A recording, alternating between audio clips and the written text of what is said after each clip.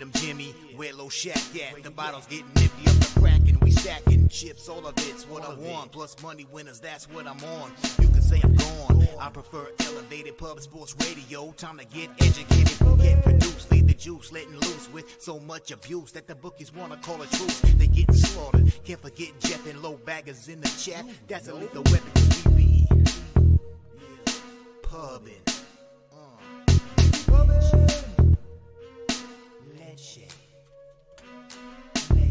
What up, cappers, gamblers, punters, hustlers, low baggers? We got a beauty Thursday show, all basketball for you guys.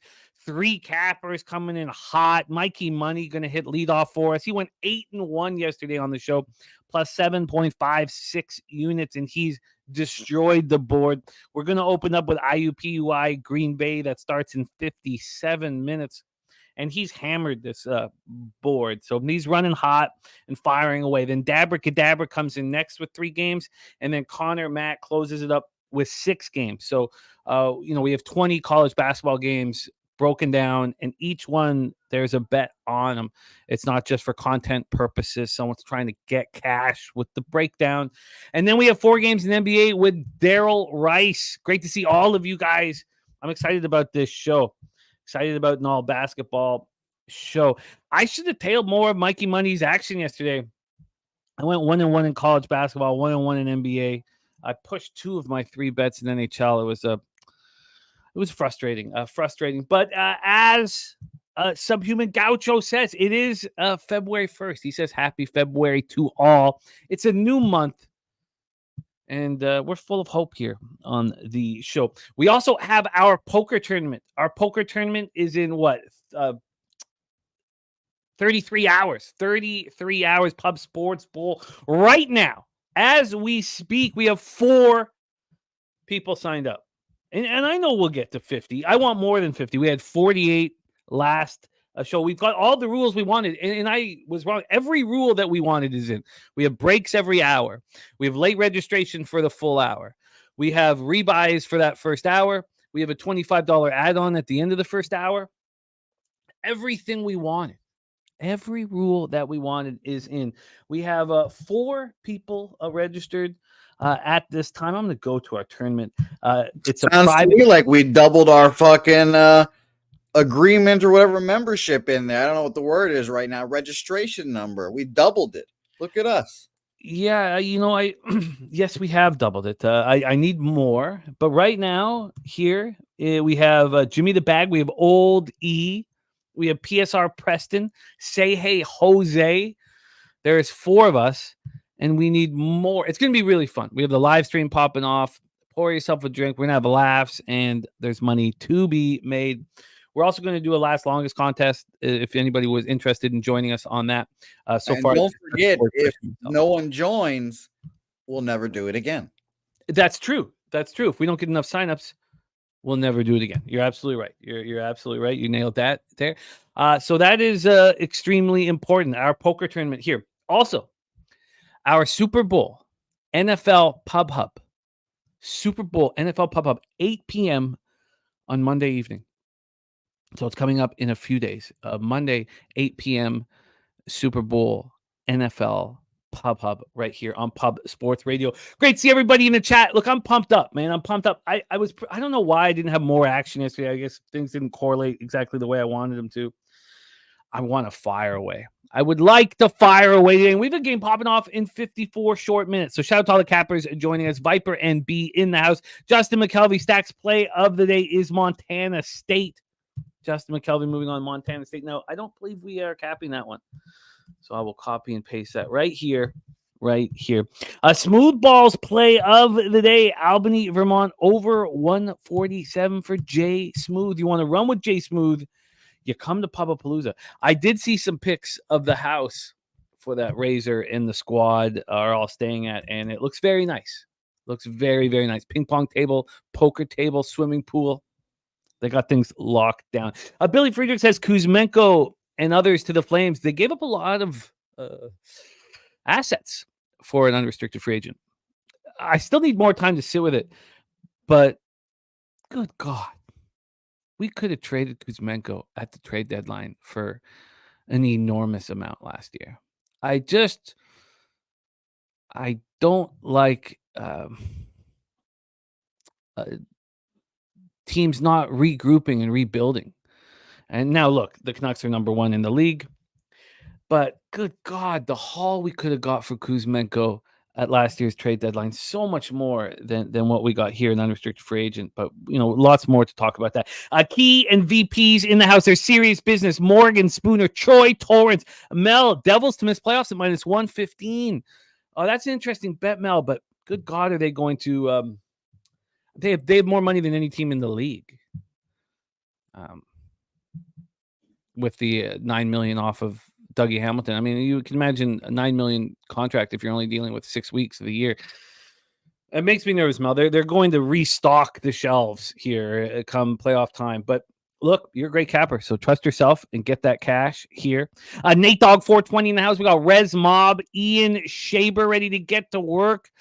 And we got an SGP here. An SGP from our guy, Billy Friedrich. An SGP for our first game of the day. He has UWGB, the Green Bay Phoenix, and the over 134.5 for our guy, Billy Friedrich. So an SGP for Billy. I'm going to copy and paste that right there. Brian Watson, Sammy Culmer, Lex Steele, ready to go. BT in the house. Stimmy OG says, this kid's signing up. I love it. I love it. And Stimmy is big on IUPUI. It's a strange situation with IUPUI. They've lost a lot of games this year. The last game they won was on the road. They're actually 2-3 straight up on the road this year. And they shot 60% from 3 on the road last game. And I was like, wow, 60%. But it was 3 of 5. It was 3 of 5. They only took 5 threes. We'll break it all down here in a second. Rez Mob running nice. Crystal Craig in the house. Nasty Nate says VIP barbecue at the Airbnb. Mel says, give us your take on the big trade. I do need to sit with it longer. Look, we're extremely strong. We're extremely strong at center. I begged the Canucks to trade Kuzmenko when he had his highest value. I just didn't see a world where he had higher value than that. And instead, we signed him for a 2-year contract, especially if Rick Tocchet is going to be the coach, because we knew it at that point. He was coaching. He'd been signed. Rick Tocchet, Kuzmenko aren't going to see eye to eye. So that's too bad. It's too bad. I'm interested to hear your take, Mel. We ready to rock and roll. We got the Dapper Capper in the house. Kelly McKinnis. Kelly, we need you signed up for the poker tournament. And everybody ready to go. Nunya ready to rock. So let's do it. Let's bring on your next guest. Man, is he running hot. He's running insanely hot off an 8-1 plus 7.56 unit day. And I was like, you know what? Let's kick you off. Let's kick you off. Let's get you to kick off the show. Not kick you off the show. That would be a little different. I'd be giving him the boot because he's bringing too much cash. No, let's get you to kick off the show. Let's get you to hit lead off. Let's get you coming out firing. Please welcome from the dirtiest of Chesters, Rochester, New York City, star of Last Call, Monday through Friday, 6 p.m., right here on Pub Source Radio, Mr. Mikey Money to the show. Mikey, incredible day yesterday. How are you, my friend? Man, oh man, I'll tell you, I'm a little saddened to know that we've got this little NHL break, but couldn't have gone into it any better. Our guy Vlasic with the anytime goal scorer last night to cap it off, but all about the hoops today, my guy. Let's go. That was a while. Vlasic showing us shades of 10 years ago. I was shocked to see Vlasic stepped up, and that was not deflected. That went straight in past Gibson. It actually, I didn't know you were on the goal prop, so it made me very angry because I was on the Ducks -1, which pushed, but I got less angry as I found out that you got paid in full here. Mel says, my take is if he was going to another West team, we're glad Lindholm at least went into the Pacific bracket instead of the Central bracket. Yeah, that makes sense. That makes sense, Mel. The Canucks are stronger, but I'm all about getting as much value as you can for an asset. And I don't believe that we did that there, but we got stronger. All right, my favorite Jimmy the Bag take, though, is when a guy's playing as hot as he's ever been, you get rid of his ass. Sell high on everybody. It don't matter. We're not here to make friends. We're here to get them wins and get that asset maximization. So I love that play. I think that's a great look. Loyalty ain't shit. You go out there and you go get what you can with those guys.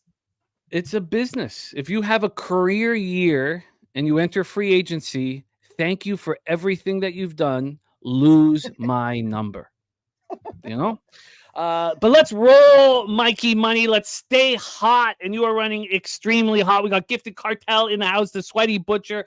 We start right off the hop. We have a game popping off in 48 short minutes. The IUPUI Jaguars 6-17, 2-10 in the horizon. At the Green Bay Phoenix 14-9, 9-3 in the horizon. We're at the world famous Resch Center in Wisconsin. IUPUI coming off their Thursday loss 83-76 at home versus Wright State on Sunday. They've lost 8 of 9. Now we have our guy Billy Friedrich giving us 3-6 against the spread on the road this season.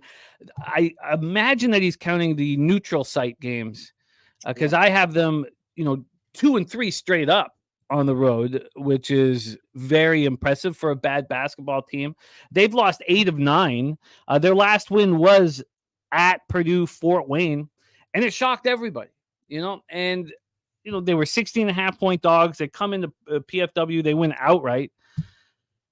And I don't know what to make of that basketball game. They shoot 56% from the field. They were 3 for 5 from 3.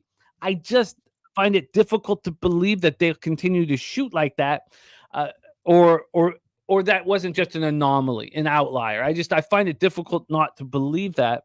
But hearing Stimmy on them makes me a little uncomfortable. Green Bay comes in off their 5th win in 6 games, 78-64 at home versus Detroit Mercy on Saturday as 11.5 point favorites. Take it away, Mikey, and stay hot. Just win. Please, just win, Mikey. Floor is yours. Horizon League action at 12 p.m. Eastern. Just win indeed. And that's what's nice about this NBA card or this college card today is we're short of action, so it was a great opportunity to open up the clip and fire away here. And nothing better than a little 12 o'clock start. We're going to be rocking the show here as we're watching live basketball, and that's my favorite place to be as we transition here Thursdays, moving our way to the weekend, the Bridge Day. And I think this is a great opportunity here for a fade of just a bottom-feeding IUPUI team. I know a lot of people want to say that this is a lot of points and it's an early spot, but look, first and foremost, Green Bay running red hot against the number right now.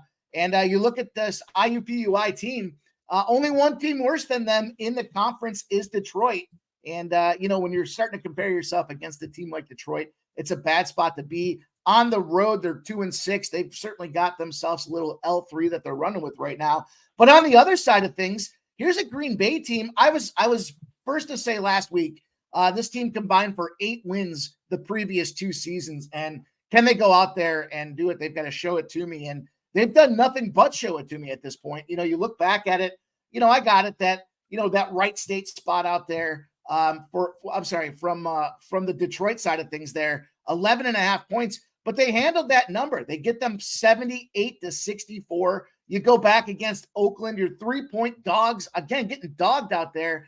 They come out and win that game by 10. That was the spot that I was kind of in that show me position. And I thought, Oakland was going to be the spot. I think I was on the -3 for that Oakland spot. And just watching the way Green Bay performed, just the efficiency that they have. They're a balanced team when it comes to the way they play defense. And I think when you break this one down and you look at just how these 2 games are going to go, first of all, IUPUI's lost 11 road games, when it's a daytime factor against the conference. I know this is a big number, but I just think this losing streak says everything we need to know about it here. They just don't score enough points. They're averaging 66.5 points. That's including home games. Again, sightlines change when they go on the road. You've got that early factor out there. It's a little bit of a malaise for these guys to get off the bus and get onto the court and start getting things done. Green Bay, on the other side of things, 78 points that they scored out there against that Detroit Mercy team.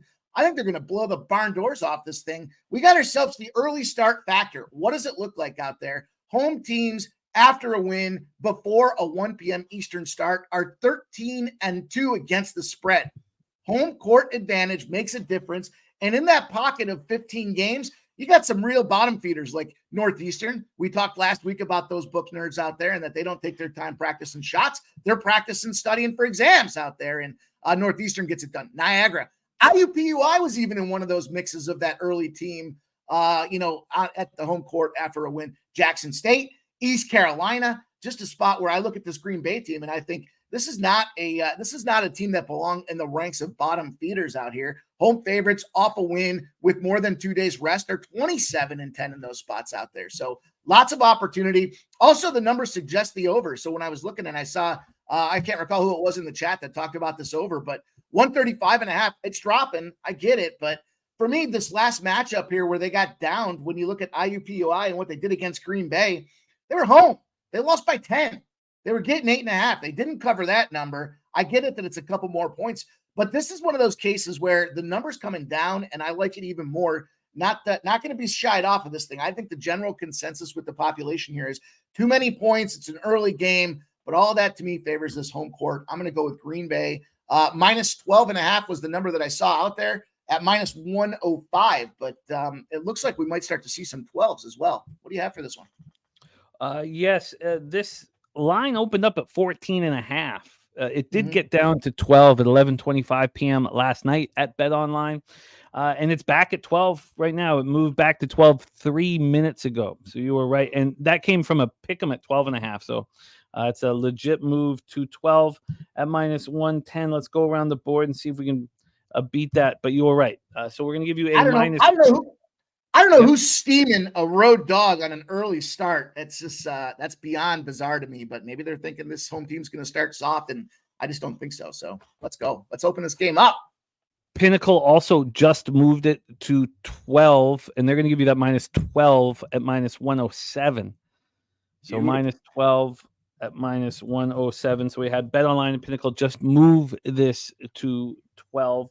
Taking a look at the cash flow on this spot, 46% of the tickets on IUPUI and 65% of the cash. From a total scenario, 56% of the tickets and 84% of the cash on the over. There's Jay's final take in the house. Christopher Comentini, Raven in the Desert, looking at the over 135. And Billy Friedrich finding you that minus 12 at minus 103 at Bookmaker. God, Billy, always coming through with the solid numbers for us here. He's a good man. Green Bay's a top 10 covered team in the country. Get your asses on Green Bay and let's get this cash to start this card off. We're going to roll on here. That is our first game on the card. We'll be able to live bet it as well. IUPUI, Jaguars, Green Bay, Phoenix, and Mikey off that monster day yesterday, starting his card with Green Bay minus 12 at minus 103. We roll on. Next up for us, we head to the Sun Belt. The Fun Belt. App State Mountaineers 17-4, 8-1 in conference. At the Georgia State Panthers 9-11, 4-5 in conference. We're in the Convocation Center in Atlanta, Georgia. Georgia State in the throes of a 4-game losing streak right now. They all came on the road, and one came at App State 76-68. That's what started this losing streak for them. They lose 76-68 at App State. They shot 37.7% from the field and got out-rebounded 51-36. App State didn't play that well in that one, but they did lose poorly. Then Georgia State lost at Georgia Southern 86-70. They had smoked Georgia Southern at home. They lost at Marshall 77-68. And then they just lost at Coastal Carolina 85-83 in overtime. And this Coastal Carolina team was destroyed by App State at home, 88-59. And the last time we saw App State on the road, they won at James Madison. And they followed that up by beating James Madison again at home on Saturday. So this App State team is absolutely rolling right now. Let's get into the line history for our first 7 p.m. spot for our Mikey Money. We have this App State squad sitting at -6.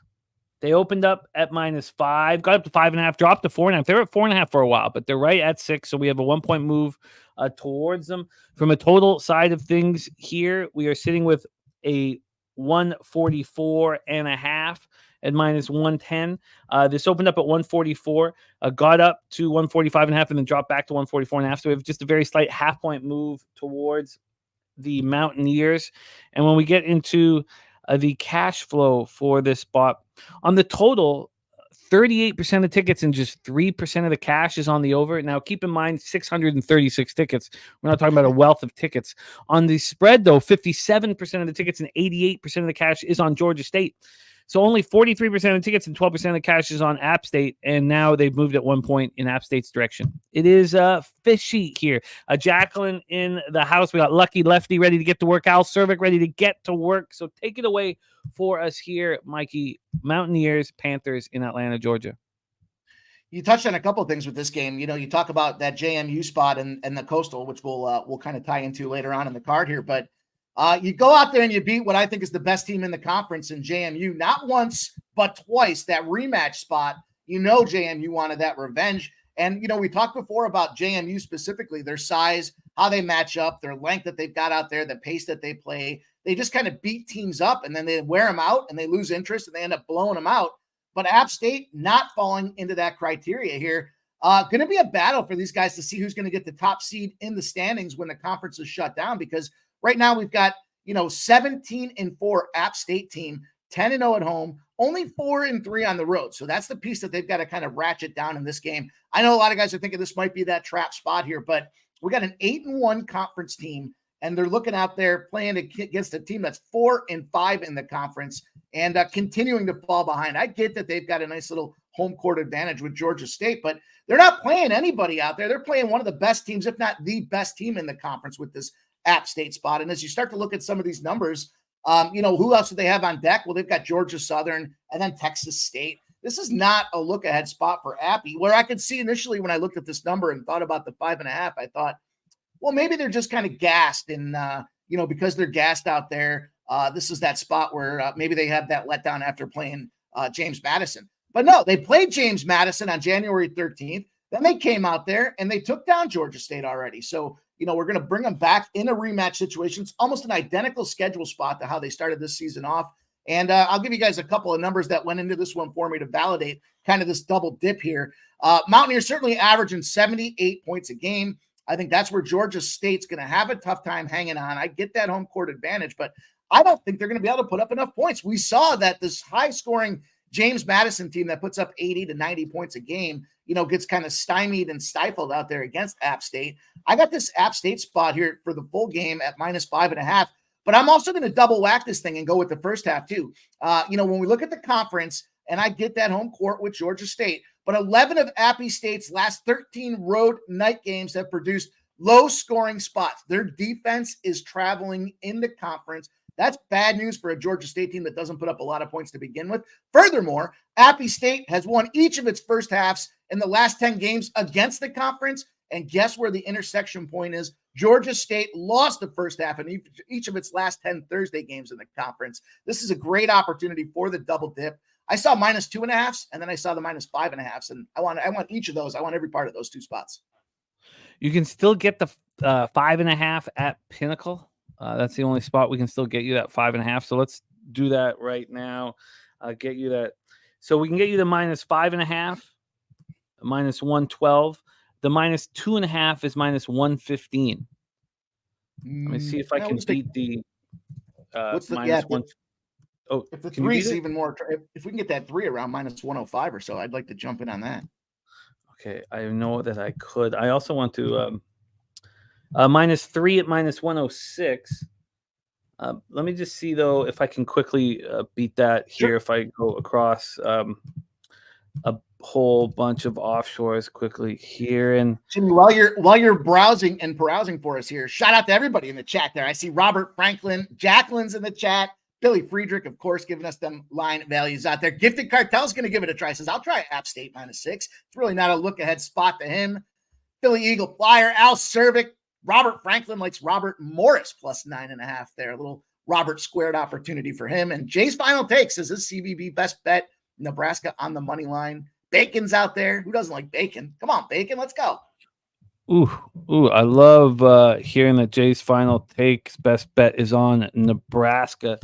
Let's get that copied and pasted because you will be discussing that basketball game as well. All right, we are locked in here. A double up spot for our Mikey Money. App State first half -3. We did find you the -105 at Bovada and full game -5.5, -112 at Pinnacle. We move on, 7 p.m. Eastern, and many cappers have wanted you to speak on the Tribe, a team that you have made a lot of money on, and we've noticed you've stayed away from them for a little bit. Well, he's back, baby. Delaware Blue Hens 12-9, 4-4 in the CAA at the William and Mary Tribe, 8-13, 3-5 in the CAA. We're at Kaplan Arena in Williamsburg, Virginia for Tribe action.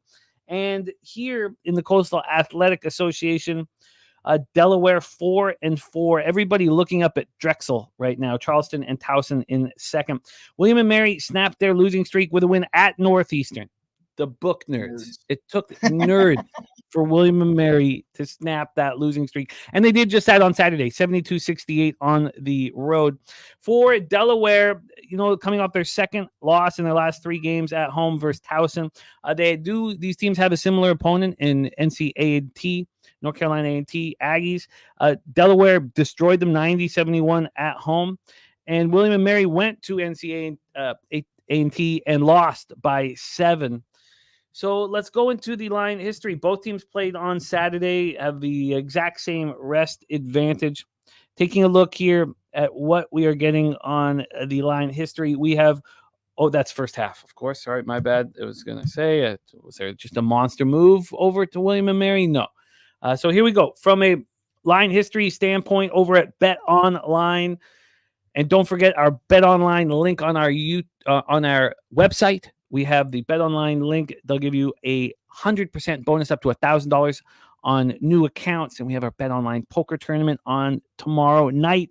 This is at 4.5 at Bet Online. Opened up at 3. There's been a 1.5 move towards these Blue Hens. These goddamn Blue Hens. We get to the total here. We have a 142.5 juice to the over. This opened up at 145. So we have a big move to the under and a legit move towards the Blue Hens. So why don't we take a look at the cash flow and we can see why it's moved to the Blue Hens. 84% of the tickets and 91% of the cash is on Delaware. Then you have 83% of the tickets and 65% of the cash on the over. A ton of money on the over, and this total has dropped 2.5 points. So we get the move on the side. The move to the amount of money on the over is confusing. Gifted Cartel says out of the last 10 for Delaware has lost on the road after a home win. And Markel says, don't bet the Blue Hens. I live here. So you're getting that inside information. Let's hear what Mikey Money wants to do on this spot. Take it away, Mikey. Blue Hens at the Tribe. Maybe it's previous impressions, but when I lived in Philadelphia, I got to go see several Delaware Blue Hen games, and none too impressed with pretty much anything they got going on with that Delaware organization, period, here. And I think this is a spot where we've, the dial-in or the adjustments that we made here and staying off of William and Mary, we're at the right time. The biggest thing that we talked about with William and Mary to start the season off was the coaching advantage they have in this conference. The coach is a developmental coach. He's led defensive players of the year, all conference players of the year, and certainly has that foundation to develop these players. Mid-season, they took themselves 4 L's in a row. We saw that. But I think we're at that turning point now with this William and Mary team. First of all, home court advantage for them. Big opportunity. They've won 11 of their last 12 night games on their home floor. And a situation where I think the wrong team's favored. You look specifically at this last game, and this is where I talk about the development factor out there. They beat Northeastern. We already talked about the nerd factor in there. It was a 72-68 game. They were up 34-32 at halftime. They didn't settle or rest on their laurels. They pushed pace. They ended up going 38 points in that second half, and they were shooting effectively at 47.9. The big difference, though, they had 10 3-pointers in that game. That shows that all that development this coach is putting together for these guys is starting to take effect. And they're scoring 72.4 points a game. They rebound at 35 rebounds per game, and they're passing the ball. They're averaging almost 13 assists a game out there as well. So tight spot there. I know when it comes to their defense, 72.3. So it's a margin of a 0.1 spot here, but we're taking points on a home court where they have been nothing but spectacular. And then I look at the other side of things, and you want to talk about a team that's kind of not getting it together. It's this loss that Delaware had to Towson, 67-56. They were down 34-26 at halftime. They only scored 30 points in the second half again, that little interchange there where they scored less points in the second half, but William and Mary goes in with the lead and scores more, means we got a loss of momentum. The big spot for Delaware here and where William and Mary could get in trouble is Jair Davis. This guy for Delaware, 18.6 points a game. He's the only dude that scores, though. Everybody else is a single-digit scorer out there. So they shut this guy down, and he goes on. It's a bad game that he has, a fight with his girlfriend, maybe an upset stomach. There's a lot of factors when you got a one-legged horse out there that can certainly fall apart and make the rest of the team struggle. There's not enough depth on the bench to come in there and fill the gaps should he find that miss. And I think it all lines up here for a great William and Mary spot. And you guys know the deal here. These are double dip opportunities. When I think the wrong team's favored, I get it. William and Mary, third from the bottom in the conference, but Delaware's no world beater. They're sitting right kind of smack in that bottom of the top third, if you will, here, middle third, if you will, with this Delaware team in the conference. They're a vulnerable team. This is too many points at 4.5, and I think they're on upset alert here. I think it's a great opportunity for us to take advantage of that plus 170-ish money line as well. Oh, a double up spot, fresh off cashing the Chattanooga double up money line and spread yesterday. Double up spot here for Mikey Money. So you do have some options here. Let's set these up for you. First off, on the spread, you can have plus 4.5 at minus 105 or plus 5 at minus 114. What would you prefer? I'll take the 4.5. 4.5 at minus 105. And then right now, I have a plus 168 on the money line. I will see if we can beat that 168, but that's what you have right now. And I'll look around, see if we can beat that. By the way, a shout out here in the chat. Let me see. I had it here all set up, but it's moving too quickly. Okay, I will find it. We had a nice little message here. And let me just give it 2 more seconds to try. Ray Pays. Ray Pays says, first time catching the live show, always on replay. And he says, Pimp, nice Xavier pick and West Virginia yesterday. Respect. Xavier was another spot here, just like Southern Utah on last Thursday, where we have 2 of our cappers who, they don't know what games they're each going to be on the exact same bet, and it was another easy casher. It could have been the first half full game casher. There was only a few seconds where it wasn't completely in control. And copy and paste BJ's action here. BJ giving us his best bet on the Utah Jazz. We will be hammering NBA here with Darryl Rice. It's Darryl. Kent Davies hopped on Xavier at last minute. It was a nice look. Okay, let's roll on. We have side and money line for the William and Mary tribe. Let's roll. Next up for us, 7 p.m. Eastern, we have the Hampton Pirates, 4-17, nary a victory in their conference season thus far. At North Carolina A&T Aggies, 6-15, 4-4 in the CAA. We're in Greensboro, North Carolina for this one. And Billy Friedrich doing great work for you, finding you the plus 170 right now, bookmaker. Thank you, Billy, my man. So let's get into the situation here for the next spot on the board. Hampton, of course, just losing and losing. The last performance was at home versus Elon. It wasn't that bad, 80-74 loss. They hit the road a couple weeks ago for 2 games. They lost at Hofstra, and Monmouth. They did play these A&T Aggies at home and lost by a point. This was 17 days ago that they played here and lost by a point. Hampton was 2.5 point favorites, and they shot the ball well. It was a very, very even, very tight game throughout, and Hampton just couldn't get the job done. So that's the situation that we are in here. So from a rest perspective, both teams played on Saturday and had played on Thursday. Let's get into the line history here at BetOnline. Hampton are 5-point dogs. They opened up at 4.5 and they got up to 7. They were 7-point dogs before there was monstrous buyback. Got all the way down to 4.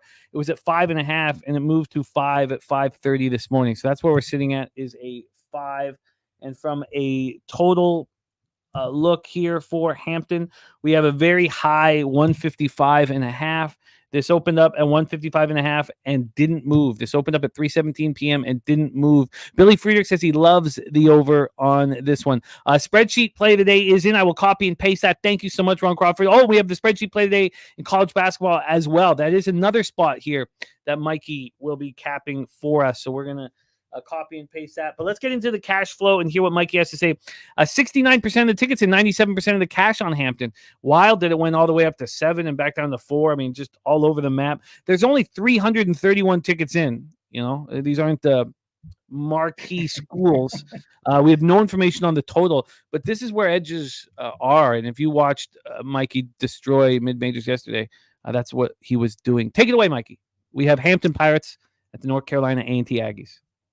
Yeah, we're flying in the blind on this one when it comes to the side. I'm sorry, with the total. But like you said, there's only a couple hundred tickets. Nobody's rushing to the window to bet NCAA versus Hampton here. But I'm going to take advantage of this total here. I think it's too many points in a spot where you look back at what's going on with these two teams here, and the last time that they played, right? We've got to go kind of based off of that situation. It was an 81-80 road win for NCAA. Now, I do think NCAA gets the job done. I see the numbers kind of moving against them in this spot, but you talk about kind of these bottom feeders, and yesterday we were picking on these teams that are trying to battle for the top of the conference. Today we're trying to pick on the teams that they don't want to get relegated. And I know there's no relegation here, but NCAA second to bottom of the conference, Hampton bottom of the conference.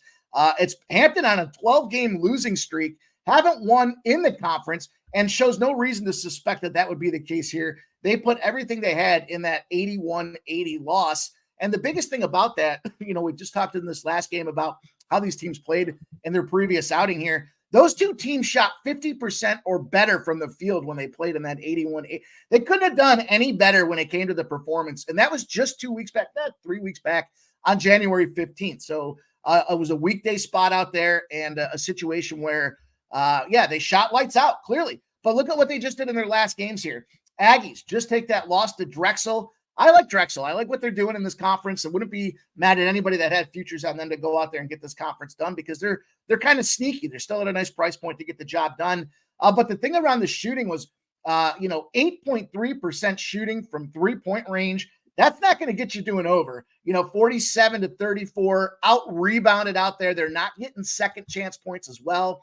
And it was their lowest point total of the season. That's certainly not a buy sign on expecting a bounce back in points. They already played a lights out situation. They're bottom feeders in the conference. And we see that Aggie spot, with 47 points. Then you want to look back at the history on this thing. Hampton, I mentioned that 12-game losing streak. You're not losing you're not losing games because you're scoring a ton of points, right? You're just not getting the job done out there. And if you look at it, North Carolina A&T, when they're going out against non-ranked opponents, they don't feel any need to step on the gas. They're all averaging last 16 straight games, unranked opponents, 153 or fewer points. We're sitting at 155.5 right now. Then you look at Hampton. 9 of Hampton's last 11 road games against the conference have gone under 152. So again, another spot out there. Hampton lost the first half in 7 of its last games as well in the Coastal Athletic Conference. And then the other deciding factor for me, North Carolina A&T has won the first half in each of its last 3 home games against Hampton, Jimmy. Guess what we got here? The old double dipper. We're going to go with this total, and we're going to jump on NCAA in the first half. NCAA in the first half as well as the under. So let's do some quick line shopping for Mikey Money. So first off, it has moved to 154.5 at Heritage. It's moved to 155 at Pinnacle, but we can still get 155.5. Unfortunately, that's at minus 115. Excuse me. Let me just see if we can get that with lower juice here. Can you find that under 155 with the hook at lower juice and minus 115, Mike? I see a minus 112. 155, the minus one under 155 is minus 110. That's plenty fine there. I'm not overly concerned. Again, they're going under this number comfortably. One of the big factors that I don't know that even brought this one up either, but home favorites when we're sitting on this line between 5 and 8 points as well.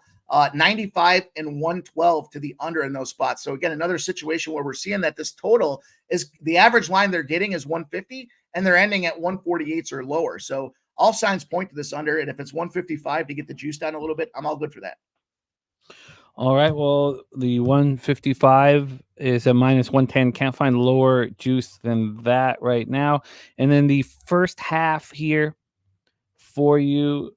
Let's grab it here for North Carolina A&T. We have -2.5s across the board, -105 at bookmaker. First half -2.5 at -105 at bookmaker. And Mikey in business. Back-to-back double up spots for Mikey Money, fresh off an 8-1 plus 7.56 unit day. We move on 7 p.m. Eastern. We go back to the Sun Belt for the Coastal Carolina Chanticleers, 6-14, 3-6 in conference. At the James Madison Dukes, 18-3, 6-3 in a conference. Atlantic Union Bank Center in Harrisonburg, Virginia. Let's get into the situation here. Coastal Carolina snapped their 3-game losing streak with a 85-83 victory at home versus Georgia State. So it snapped that 3-game losing streak. The last time we saw them on the road, they got destroyed at App State. They played Georgia Southern tough on the road, but Georgia Southern is a bad basketball team. So who do they have as similar teams? James Madison is an angry group. We talked. Their last two losses both came against App State, and they just lost at App State 82-76 after losing at home to App State. They did have the 3 wins in between, but this is an angry group, these Dukes here. So that's the situation. Let's get into the line history, the cash flow, and here Mikey's plan for this one. We have Madison sitting here -11 or -11.5 first half, and full game. Let's get that up here. Full game for James Madison is sitting at a 19 at Heritage, 19 at BetOnline. It did open at 18.5 at BetOnline. It moved to 19 at 5:11 p.m. yesterday, and it hasn't moved since. We have a half-point move towards James Madison, and then total wise, we have another almost the exact same number we were just speaking about. We have a 155. It's 155.5. This opened up at 152. So this one's climbed 3.5 points. And let me just get to the cash here. The cash may take a second. So why don't you? Oh, let me just give it one more try here in this direction. Come on, I'll give it 8. I'll give it 4 more seconds. And here we go. 40% of the tickets, 50% of the cash on Coastal Carolina. We have no information on the total, but it's a half-point move towards James Madison, and we have sort of it's a 40-60 ticket split and 50-50 cash split. Take it away for us here, Mikey. The Sun Belt action for you in Harrisonburg, Virginia. It's the benefit of being on the repetition with the Wednesdays and Thursdays. See a lot of these same teams over and over again, and it's kind of like we can track them a little more closely than if we just had the traditional 150-game slate here. And track them we do in the spot. So you guys talked to Jimmy on the start of the show. We talked about James Madison. We talked about Appy in the coastal spot. If you could believe that there's a buy low situation when you're laying 19.5 points, this is it. We see that James Madison team off that loss on the road to Appy Valley there, Appy State. On the flip side, Coastal Carolina, who is dog shit in this conference, just came off that Georgia State win. So we got that situation where this line should probably be more indexed around 22 to 23 points. But because of this recent flub and snub, if you will, on these spots here, we're catching some positive opportunity here at these 19s. And this is a bad spot for Coastal Carolina. You take a pissed off James Madison team that's only losses on the season have come to that App State team, and you're going to go put them out there. I talked about how they wear teams down and beat them up and they just quit. Coastal Carolina doesn't play any defense to begin with. It's going to get ugly early and it's going to stay ugly often. I also and I know that each day is kind of in a silo, but to some degree, I would disagree with that. Look at yesterday. We had some big double-digit favorite teams, UConn and Purdue. Neither of them got it done, which to me opens the door today for that opinion to say it's got a little zigzag spot, and these big favorites are going to find a way to come out here. We got a James Madison team that averages 85 points a game. They were stymied by that App State team out there. They shoot 47%. And then, from an overall perspective from the 3, they're 41.3%. This team can bludgeon you quickly. On the other side of things, we talked about the Chanticleers, whatever, not playing any defense. And not only are they not playing any defense, but they're only 30% from beyond the arc and 63% from the free throw line. That little discrepancy there is where I think this game comes down to it. We've got a team that's shooting 71% from the free throw line in James Madison. That's where we push the spreads away and things get blown out of control here to that 23, 24-point spot. On the flip side, as I mentioned, 63%. Even if the Chanticleers get themselves up to that charity stripe, they're just not consistent enough to win the game out in that position, even for a backdoor cover. I think this is ugly early. It stays ugly often, and we get ourselves a comfortable 19-point casher. You got it locked in. The Dukes minus 19 at minus 108. Rodney Barton says tickets are $6 tonight, as he might go to this game. A big James Madison backer, our guy Rodney Barton in the house. Let's roll on. We head over to Summit League action for the next spot from Mr. Money. Denver Pioneers 13-9, 4-3 in conference versus Kansas City Rouge 9-13, 3-4 in conference. Swinney Recreation Center in Kansas City, Missouri. We have Denver coming off their second loss in 3 games. At home, they lose to Omaha Mavericks 91-72. Denver played horrific. They were, especially to begin the second half. I mean, this was a somewhat close game. And then within no time, it was 60-35. 5 minutes. It was 5 minutes in the first 5 minutes, second half. They completely fell apart. They got out rebounded 40-29, but they shot 33% from the field while Omaha shot 56.5. Denver was 5.5-point favorites for that. It was just a horrific display by the Pioneers. The Rouge and the Pioneers have each played South Dakota, and Kansas City coming off a monster home win over South Dakota, beat them 81-57, dominated really from the get-go. South Dakota shot 13.3% from 3, while the Rouge shot 45.8% from 3. A very, very comfortable, easy victory for the Rouge. So are they fat and happy? They also played Omaha. They beat Omaha at Omaha 74-72.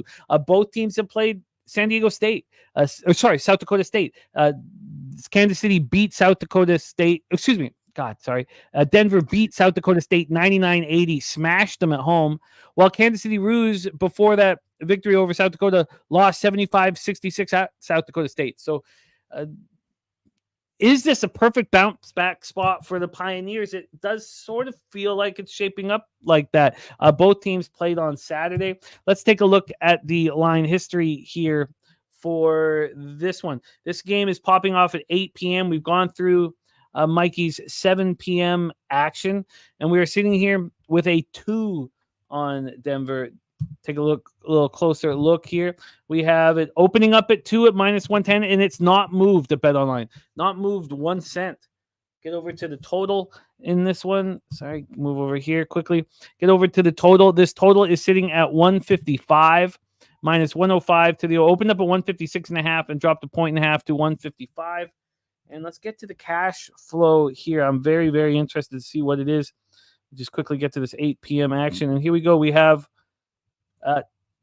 38% of the tickets and 61% of the cash. Then on the total, it's 50-50 tickets, but 66% of cash on the under. So there are bigger bets that have been placed on Kansas City, but this line has not moved. Take it away for us here, Mike. The Pioneers at the Rouge. I'm not sure why UMKC's favored other than the fact that they're at home, I guess is the only thing I can figure.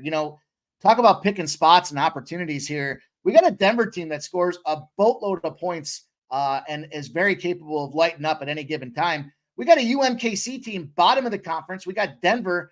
They're second in the conference, but it's a weird situation right now because in this conference spot, St. Thomas 4-3 in the conference, Denver's 4-3 in the conference, North Dakota's 4-3 in the conference, and then South Dakota State 5-2 in the conference. So even though they're sitting in the middle of the pack, this conference is wide open, and that's the motivation spot here. You got to take advantage when you're going out there and playing a scrub like a UMKC Rouge, and I think this is that situation. Denver won 10 of its last 11 night games against non-ranked opponents. they step up to the challenge here. And I mentioned the points. They're averaging 85.5 points. They're 45.9% shooting, allowing 80.7 points. So they do not play a stellar defense, but they're still on top of that margin. And when you look at the Roos, they're only averaging 72 points a game here. So again, I think this has the opportunity for this one to get out of control for these boys. I was looking at the 2, but I think I'm just going to go to the money line in this thing here because it's a plus 110. I saw this number's dropping. And then as I was looking at some of these other numbers, let me see if I can find them here. When you look at how, I lost it. When you look at how these teams favor or how they perform when they're in those roles specifically, I know they're a dog right now with Denver, but on the money line here, if you look at just straight up history, when Denver's a favorite, they're 5-2. When UMKC is a dog, they're 3-11. I expect by the time we get to tip-off, it's going to be more of that pick-em situation, which in my opinion says Denver's got this opportunity to get the job done, and they've got motivation and something to fight for. So +2 suggests it's a tighter game and it's going to come down to the bucket. I just think the team that scores more points gets it done. And at a plus 110 spot there, I love this action in this plus money spot. So unless anybody can get a better number than plus 110, we'll put those two. I see a plus 115. We can put those 2 points on the shelf and just take that money line at plus 115. Let's get you the money line here at plus 115. I'm very interested in this Denver spot with you. Very interested. I don't think we can beat that plus 115 though. Yes, we can match it. Yeah, Heritage has the 115. So let's lock you in plus 115 here for Mikey Money on the Denver Pioneers. We roll on. Next up for us, 8:30 p.m. Eastern, we have the Southern Indiana Screaming Eagles, 5-16, 2-6 in the OVC, going up against the Tennessee Tech Golden Eagles. It's Eagle on Eagle in Cookeville, Tennessee. And we have heard from Ron Crawford. Ron Crawford has Tennessee Tech as his NCAA spreadsheet play of the day. Shout out to our Ron Crawford.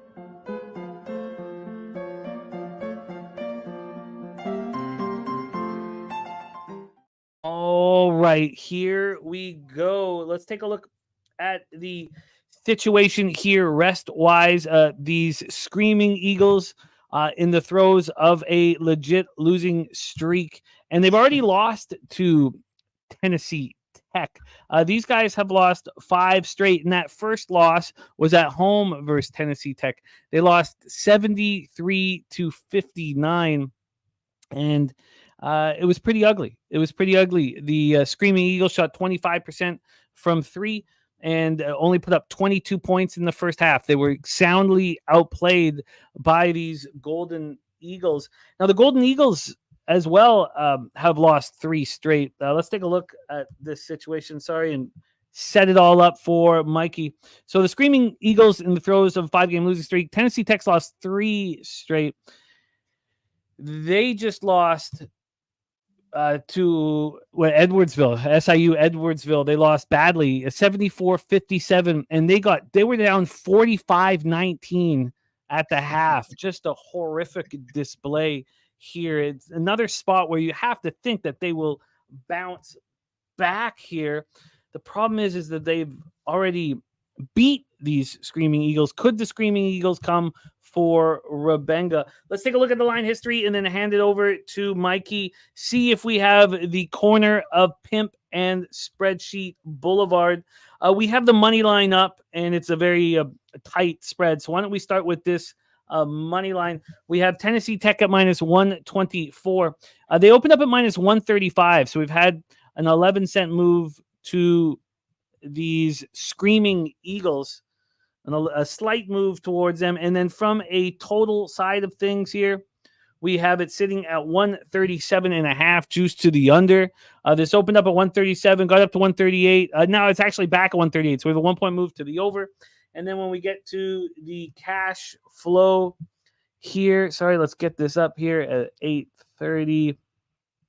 We have 20% of the tickets and 64% of the cash on Tennessee Tech. Now, just 229 tickets in, no information on the total. Take it away for us here, Mikey. Is this a great bounce back opportunity for the Tennessee Tech Golden Eagles? Yeah, so we had a little play going in the summertime there. It was the old, I think we called it the plays from the Pimp Sheet there, and we are going to find ourselves in alignment again here today. Tennessee, I was laughing because I started looking at some of the action I get involved with, and I'm like, man, these are just bad teams, and no short of bad teams in this spot. You talked about the records and where these two teams are sitting. Southern Indiana sitting again, bottom of the conference, just another bottom feeding opportunity out there, and. What I do notice when you look at this line movement or when you talk about this cash flow, the public wants this dog. And the public, we're going to take a public road. I say public, it was a small ticket count, right? I get it. There's like maybe all of 200 tickets on this dog in this spot. But I think it's just a blind look at how they're covering spreads. But they're getting all those points because they're so bad.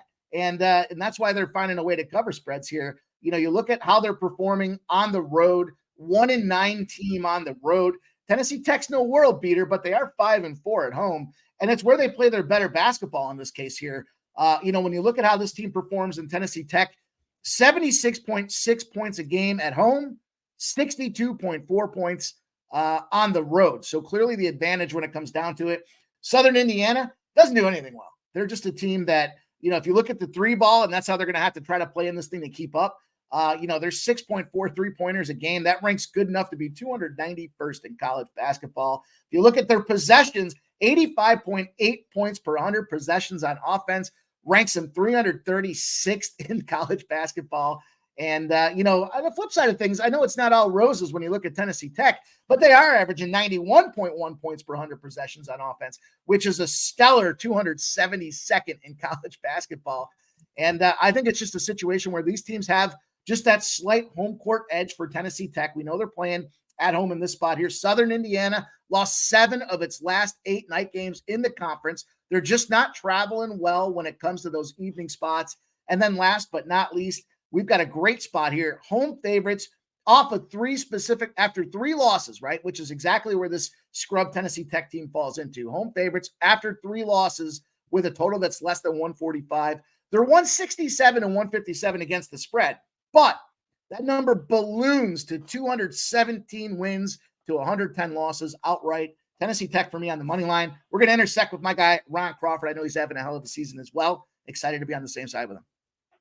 Spreadsheet, play of the day, and the pimp roll together on Tennessee Tech Golden Eagles. So we have the corner of Spreadsheet and Pimp Boulevard here. Tennessee Tech at -119. Let's roll on. Now we hit the Big Ten for this one. The number 6 ranked Wisconsin Badgers, 16-4, 8-1 in the Big Ten. At the Nebraska Cornhuskers, 15-6, 5-5 in the Big Ten. We're at Pinnacle Bank Arena in Lincoln, Nebraska for this one. We have Wisconsin in a 3-game winning streak. Beat Indiana at home, traveled on the road, and just squeaked by Minnesota, and then came back home and beat up on Michigan State. They beat up on Michigan State on Friday. Against this Nebraska Cornhusker squad, had their 2-game losing streak snapped in a loss at Maryland, and an ugly one, 73-51. They'd beaten Northwestern and Ohio State at home. It looked like they were coming together, and they looked horrible. 39.5% from the field and 47.6% from 3. Their 3-point shooting was all late. They got crushed in this one, absolutely crushed. 18 turnovers, and were out-rebounded 43-25. So Nebraska not showing much heart in that loss. So do they bounce back here is the question. Let's take a look at the line history and the cash flow. We're going to get some big cash flow on this one. So here we go. Gifted Cartel says Nebraska money line. We also got Jay's final take. His best bet is Nebraska to bounce back here. Christopher Comentini says Badgers have Purdue on deck. Billy Friedrich says Nebraska 10-4 against the spread at home. The Badgers are 2-4 against the spread on the road. But Perky says Badgers money line all day. Easiest play on the board. Now, Perky was heavy on Wisconsin against Michigan State. And that was on our Friday show. And we were on Michigan State. Perky was heavy on Wisconsin. And he's going right back to the well. And when you do that, totally fine. It's that, you can keep going back to the well on teams that are making you money. But you just need to be aware you just cashed on it on Friday. You used 50% of your bankroll, and it's very difficult for your subconscious not to be whispering in your ear, Wisconsin made you money. So just keep that in mind, Perky. Not saying you're on the wrong side or anything, but keep in mind that you're going back to the well when you put 50% of your bankroll on it and you succeeded. Let's take a look at the line history here. It is extremely tight right now. On a money line perspective here, it's as tight as you can get. You're getting minus 115s, minus 110s. Bet Online, it says Bet Online doesn't have this line out. It says that there are only 3 or 4 books with it. MyBookie at minus 120, Will Hill at minus 110, Pinnacle at minus 114. He's putting 35% of his bankroll on the Badgers today. And Bob Harvard also on Wisconsin money line. So here we go. Justin McKelvey on the other side with Nebraska. So we haven't seen – we got to go to Pinnacle for the line movement because it doesn't have it listed here on BetOnline for whatever reason. But this opened up with Nebraska at even money, and they're now minus 114. They got up to minus 120, but that's a 14-cent move on the money line at Pinnacle, which is appealing to me. Then from a total side of things here, we are sitting BetOnline. The total's up. I don't know why the spread's not up, but the total over at BetOnline opened up at 147. It's now at 144.5. So we have a move to the under. And when we get to the cash flow, you have 60% of the tickets on Nebraska and 80% of the cash. Then you have 44% of the tickets and 63% of the cash on the under. But that's on the spread, the 1680. On the money line, it tells you a different story. On the money line, the public is on Wisconsin. 68% of the tickets are on them and just 55% of the cash. So, the pros or the bigger bets, they're all coming in on the money line. They're not coming in on the spread, which makes a ton of sense. Take it away for us here, Mikey Money, Badgers, Cornhuskers. Yeah, I don't play the look-ahead spot too often, but I think it's a weird scheduling situation when you look at what's going on with this Wisconsin team. They play themselves. They get out there and they take down, Michigan State, as you mentioned. Next game up is against Purdue. And here we go with this little sandwich spot, difficult spot to travel to. We know the Big Ten home court advantage is probably one of the most significant when it comes to all of college basketball here. And I think it reigns true again today. Now, it was all hands on deck for Wisconsin to go out there and take down that Michigan State team. And kudos and shout out to them for doing it. But they shot 50.9% from the field. And they rebounded like a machine as well. They didn't turn the ball over. It was like that perfect game for them to go out there and take them. They are scoring points, 71 or more points in 9 of their last 10 games. So certainly a team that can go out there and get the job done. But I think this is that bounce back look here. When you focus in on what happened with Wisconsin, AJ Storr goes out there and gets 28 points. Steve Krall gets 15 points and 7 rebounds. 2 guys went lights out. And, were able to carry that team to that victory. They needed it. It was a big spot for those guys to get ready. But again, Purdue on deck, especially seeing that Purdue didn't cover that spread, but came through with the win. They need to get that win. And if you look at the other side of it from the scheduling perspective, Nebraska needs to go out there and beef their schedule up. They need to get their quad 1 wins out there. Otherwise, they're going to end up being in a 10 to 14 type of spot when it comes to the conference tournament right now. And the Big Ten seems to always find themselves in, they get like a 1 or a 2 seed. They get a bunch of 3s and 4s, and then maybe a couple of just made it in type of spots out there. So, Nebraska wants to be in that position because it means just more favorable opportunity in the matchup there. So when you look at who they've got coming up as well next, Illinois and Northwestern, they know and those are 2 road games. They got to take advantage of this spot. The numbers suggested as well, when you start seeing this thing here, got a little bit of reverse movement, cash coming in, but we're seeing that this Nebraska side starting to become that favorite. Nebraska's won each of its last 11 night games at home. I talked about the Big Ten and the home court advantage. Big Ten away favorites in conference play after their opponent took the loss. Big Ten road favorite in conference after the opponent takes a loss are 1-8 in those spots. They're getting beat up by 9 points on the spread.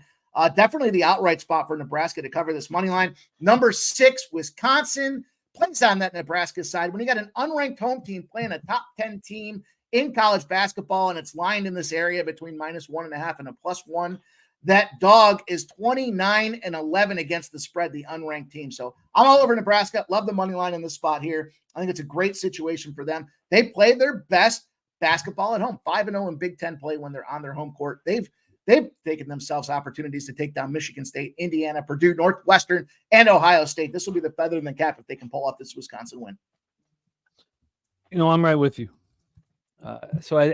We'll take a second look at all of your action here for the stuff that I'm going to be rolling with you on. But I'm going to be rolling with you with these shirt-lifting Cornhuskers. Let's move on. Next up for us, we head to the Conference USA, the Liberty Flames, 13-8, 2-4 in conference. I'm right with you, G. Martinez. At the New Mexico State Aggies, 9-12, 3-3 in conference. We're at the Pan American Center here in New Mexico. Let's set this up from a rest situation. Both teams played on Saturday, and Liberty had their 2-game winning streak snapped with a 73-62 loss at Jacksonville State, whereas New Mexico State lost their second straight game. At home, they were looking good. Beat Western Kentucky barely, beat Middle Tennessee State by 11. Went on the road, lost at Sam Houston, 79-67, lost badly at Sam Houston. And Liberty beat up on Sam Houston by 16 at home on the Saturday before this last. This last Saturday, both teams lose. And now New Mexico State coming back home here. Let's take a look at the line history for this one. I'm still on the money line, so let's get over to the point spreads here and see what we've got here for Mikey. So from a spread perspective, we have New Mexico State as 5-point dogs, a +5 right now. Let's go over to Bet Online and see what they have it here. They have a New Mexico State +5 at -108. So it's slightly juiced towards Liberty. This opened up at 5.5, got to 6, went down to 4.5. This was all yesterday. And then there's just been a 2-cent move to Liberty today. But we have a half-point move overall towards New Mexico State. From a total scenario here, we are sitting with a 136.5. This opened up at 136, got up to 136.5 and came back. So we really have no movement on the total, and we have no information on the total either. 484 tickets are in. We do know that 56% of the tickets and 59% of the cash is on New Mexico State. It's moved a half point in their direction. Take it away for us here, Mikey. Are the Aggies live at home? Yeah, this is a wrong team favorite situation right now. I get it with Liberty and how they performed and what they've done. But, overall, you look at these two teams and their spread numbers here, they're pretty much identical. The home court, you mentioned that home court advantage that New Mexico has. And where I think the difference shines through in this thing is you look at where's the biggest glaring discrepancy when it comes to these two teams and how they match up. Well, there's two spots. One, it's an advantage at the 3-point opportunity for Liberty. I've said it time and again. Sightline changes, you're traveling, guys can go cold. You got the fans and the boosters wiggling those stupid blow up things in your face as you're trying to make those points and shots. Not going to go in their favor out there. So I can marginalize that 3-point advantage. Then where's the other advantage here? It's New Mexico State on the free throw capabilities. They're just, not much. It's a tight spot across the board with these two teams, but free throw advantage again at home. Home teams we can see can tend to draw these fouls, especially in this dog spot. So I think that gives us the strength when it comes to New Mexico State. Then you kind of look at how they play defense. I know that they're a tight spot with it when it a lot of teams have run the score up on them, but when you look at how they play in conference, they have the edge in steals, they have the edge in blocks, and they have the edge in generating fouls. So all of those pieces point to me to this home court advantage with this New Mexico State team. And I know it's not pretty. It's not going to be, the most fun spot on the day. There's a lot of reason to say that Liberty gets the job done, but that's where I kind of throw the red flag at it and say, why? Just because they score more points? Is New Mexico State that bad? 69.4 points per game average to a 75.8 points per game average on the Liberty side of things. But again, across the board, they're pretty tightly competitive in a lot of these spots. The big advantage again, though, 71% from the charity stripe. And that's how you pull games in tight when you're starting to get these numbers run up on you. You generate some fouls at the end. You're on that 2 or 3 point game. You foul them. And here we go. New Mexico State comes out there and finds a way to get the cover. And you know what else I like to do, Jimmy? When we're in a mismatch spot and we got the wrong team favored, we jump on that money line as well. Plus 185 is the number I see out there right now. Let's see if we can beat that. We did get you the +5 at -104. So nice low vig spot there. Let's see what we can get you on the money line. What was the best that you got? Sorry. What did I see out there? Plus 185. Yeah, plus 185 is plus 187 right now at Pinnacle. Beat that by 2 cents. So you are in business. So this is another spot like the Huskers that I will be rolling with you on that Let's one. go. I like the look on the Aggies. And there's another spot, Denver Pioneers, I find very appealing. These last two I find the most appealing at this point. I expect to join you with Denver. We have 2 spots left before Dabra Kadabra joins us. Let's roll. 9 p.m. Eastern. We have the Youngstown State Penguins 16-6, 8-3 in the horizon. At the Wright State Raiders 12-10, 7-4 in the horizon. We're at the Nutter Center, Dayton, Ohio. The sweet, sweet Nutter Center.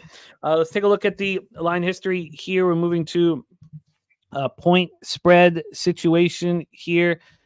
Instead of the money line, which we were checking out for his look on the New Mexico State Aggies. We have Youngstown State, the Penguins, 2.5 or 3, depending on where you shop. Bet Online has moved it to 2.5, but you can get the 3. This opened up at 2.5 and went down to 1.5 before there was buyback, and this buyback happened, very early this morning at 2 a.m. This moved to 3.5 for Wright State. Now it's at 2.5. So it's right back from where it started. We have the exact same number here at Bet Online. From a total side of things here, we're sitting at a very high 164.5. This opened up at 165, went down to 163 before there was buyback. And then here from a cash flow standpoint, you have 79% of the tickets and 76% of the cash on Wright State. Just 21 and 24 on Youngstown State. And the line is moving towards them. The Penguins have won 3 straight. They destroyed Detroit Mercy, by 41 in Detroit Mercy. Then they beat up on IUPUI by 28. They followed that up by beating the Northern Kentucky Norse on Sunday by 30. So they're destroying opponents right now. And they've already beaten Wright State. At home, they beat them by 10, 81-71, about 3 weeks ago. Wright State, on the other hand, didn't bounce back fully. They lost to Green Bay afterwards, 88-81. But then they've won 3 straight. They beat Milwaukee at home, 95-81. They headed over to Cleveland State, beat them 107-99. And then on Sunday, they just barely got past a very weak IUPUI squad. Take it away for us here, Mikey. Horizon League action, Penguins, Raiders. I'm a big fan of this Youngstown State Penguins team. I said this, I think one of our guests on the show today was with me last week somewhere along the way. And I said, I like the way they play. They hoop. They don't quit. They go out there. They score a lot of points, which I like to see. I like to see a competitive game out there. And, you look at Wright State kind of, again, sitting in the middle of the conference. Youngstown State, somehow, again, despite the situation, this Green Bay afternoon spot is going to be huge to see who gets the top lead in this conference. And if Green Bay pulls this off, as I expect, I like Youngstown State to be even more motivated to kick the shit out of these boys here. 6-3 at home for Wright State. I got it. But again, when it comes down to this conference and seeding, where do they have to play better? It's on the road. They're 5-5. They're second behind only Oakland at 6-6. But you talked about that 3-game winning streak that they've got going here. And when it comes to the matchup on these teams, you reference kind of previous games and who they've played. If you want to play the we played you, they played us type of game here. When Penguins played IUPUI, they bludgeoned them 78-50. On the other side of things, Wright State 83-76. I also talked in one of the earlier games that we discussed today, specifically about how these teams kind of perform in that second half. Wright State's issue is going to be defense in this game here, and I think it's going to get exposed. Wright State's up 43-30 at halftime, and then they just kind of rolled over on that IUPUI spot. They let IUPUI put up 46 points in the second half. That's not a buy-on spot for a team like Wright State, 12-10, 7-4 in the conference, trying to go out there and get it done. Flip side of things, I mentioned Youngstown being at the top. They hammered on Northern Kentucky, 82-52. This is one of those situations. They go into the half, 38-31. They're up. They put up another 44 points and beat them up, blew them out, embarrassed them. And I think we're going to see a very competitive game. The numbers suggest close situation, but, Youngstown State, 46.3% shooting from the field, 76.6% on free throws, 33.6% from the three. I think it's an opportunity for us to take this +3. I was debating the double dip in this one, but I've seen some spots where these games have been closer than expected, and it ends up being a 1 or a 2 point spot. But I'm going to take the 3. I like the 3 out there. I've got the +3 at -110, and I think this is a good cover spot for us with Youngstown State on the road. That is available for you, the +3 at -110. Mikey firing shots off an 8-1 +7.56 unit day here yesterday. And he closes up shop with a little late night DGen action for us, 10:30 p.m. Eastern, Los Angeles, California. How I miss that city. Oregon Ducks 14-6, 6-3 in the Pac-12. The USC Trojans 8-12, 2-7 in the Pac-12. Oregon's lost 3 of 4. They lose at Colorado 86-70. They follow that with a loss at Utah 80-77. They come home, they beat up on Arizona State 80-61. Then they lose to Arizona 87-78 on Saturday in a battle of heavyweights. They turned the ball over. They shot 38.9% from 3, and Arizona shot 52.6% from 3. Arizona was 4.5-point road favorites and won by 9. Arizona was up 7 at the break and in control of that basketball game. So you have an angry Oregon Ducks squad here now traveling to USC, and USC is in the throes of a losing streak. What a disappointing season here. They come off losing at home to UCLA. I mean, this was, you could at least pack the spot for this matchup, but UCLA out rebounded USC 43-29. USC shot 35.4% from the field. It put up 50 points. I mean, it was just a horrific display, and there's been a lot of them. They've already lost. They played well at Oregon. They lost at Oregon on December 28th, 82-74. I guess they still had hope at that point. This is a team that's falling apart here. Again, in that spot, it was just the 3-point line where they lost that game. But they were down 42-25 at the half, and you could say Oregon just took their foot off the gas against USC. There's Fap Win in the house. We've missed you, Fap Win. Must be busy with that vat of lube that he has. Fap, Australian racing today, Werribee race 2, edge of 17 at 3-1. By the way, if you guys are new here to the program, when Fap Win delivers these horse bets, his ROI is so good. I blind tail them. They're very late races. Sometimes you have to wake up to the glory. I also have to turn off when I tail Fap. I turn off my I don't put my pin in, so I don't know the money, so I can't see the money when I wake up, and then I watch the race all fresh. Fap, you're the man. So here we go. Mikey, let's take a look at the line history here. USC in the throes of this losing streak.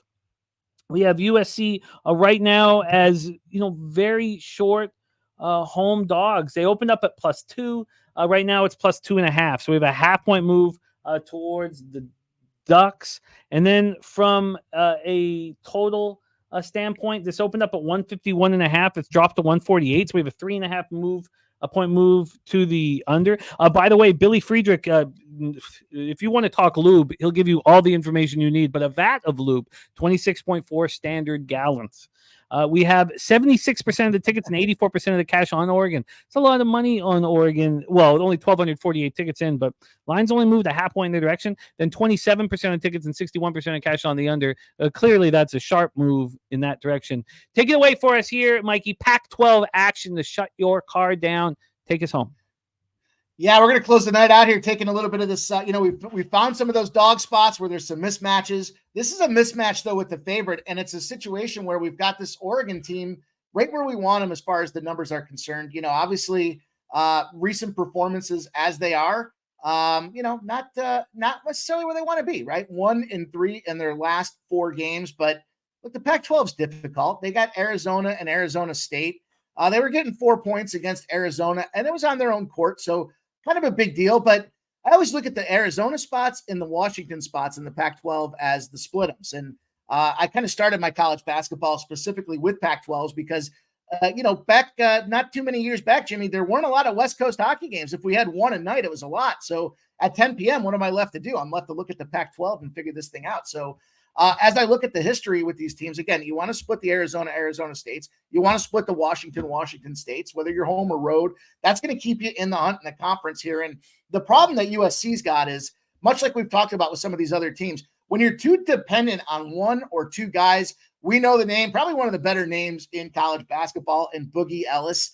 But what happens, if you look at this last game, they went cold. It was dependent on, this USC side of things to have a bench player come in to put up a double-digit spot and be the only guy with double-digit points. That's what happens when you're leaning too heavily on one guy in a season that's pretty much all but over. You talk about that 5-game losing streak that the Trojans are on right now, not their first run of bad luck. And then what you have on the Oregon side of things is a team that's got players coming back, getting healthy. They've got a pair of 7-foot guys out there that can stop shots, stuff you down. They're shooting effectively on offense. They've got a good big man inside, Nafali Dante. This guy coming back out there, 15 points a game, but he's averaging 60% shooting. When he shoots, it goes in more often than it doesn't. This is just an opportunity where it's a mismatch in these two teams and a huge get-right spot. When we look at the Trojans, they're averaging less than 68 points a game. We know this is a team that's very capable. Obviously, USC, that last time they played 82-74 situation, they were able to put some points up here. But big men, healthy team coming back, Oregon team pissed off of a series of losses. They know they've got to take advantage of this USC team here. And I think 2 is a fair number to play to take a shot with a team that's just better top to bottom on the roster. You are locked in, Mikey. And if you're wondering, because some people say, after somebody has a monster day, do you expect it to continue? A lot of people will fade somebody off after a monster day. Mikey, this is your 3rd straight monster day. Now, it was the best day of the 3, but this is 3 straight spots where Mikey is rolling here in college basketball on the show. Now you have just by a taint hair gone ahead of our Daby Cab with ROI for the best performer here on the show in college basketball. But just so you guys know that this is not a one-day situation for Mikey. He is 20-6 in his last 26 bets here in college basketball on betting with the bag. 20-6. Running hot, Mikey, and it is extremely important. So he's got Green Bay -12. He's on App State double up. First half -3, full game -5.5. DC Capper also on that full game -5.5. He's on William and Mary +4.5 and the money line at +170. He's on the under 155.5 in Hampton, North Carolina A&T, and he's on North Carolina A&T first half -2.5. He's on James Madison -19. He's on Detroit +2.5, and I'm very interested in the Pioneers as well. He's on Tennessee Tech, and that's the game where we have the corner of Spreadsheet and Pimp Boulevard. Ron Crawford also on Tennessee Tech. Then we have Nebraska money line for Mikey. I'm going to be with him on that one for sure. He's on New Mexico State. I'm going to be with him on that one. Youngstown State, I like a lot of it. I've been trying not to back teams that have already beaten their opponent once, but that's the only thing.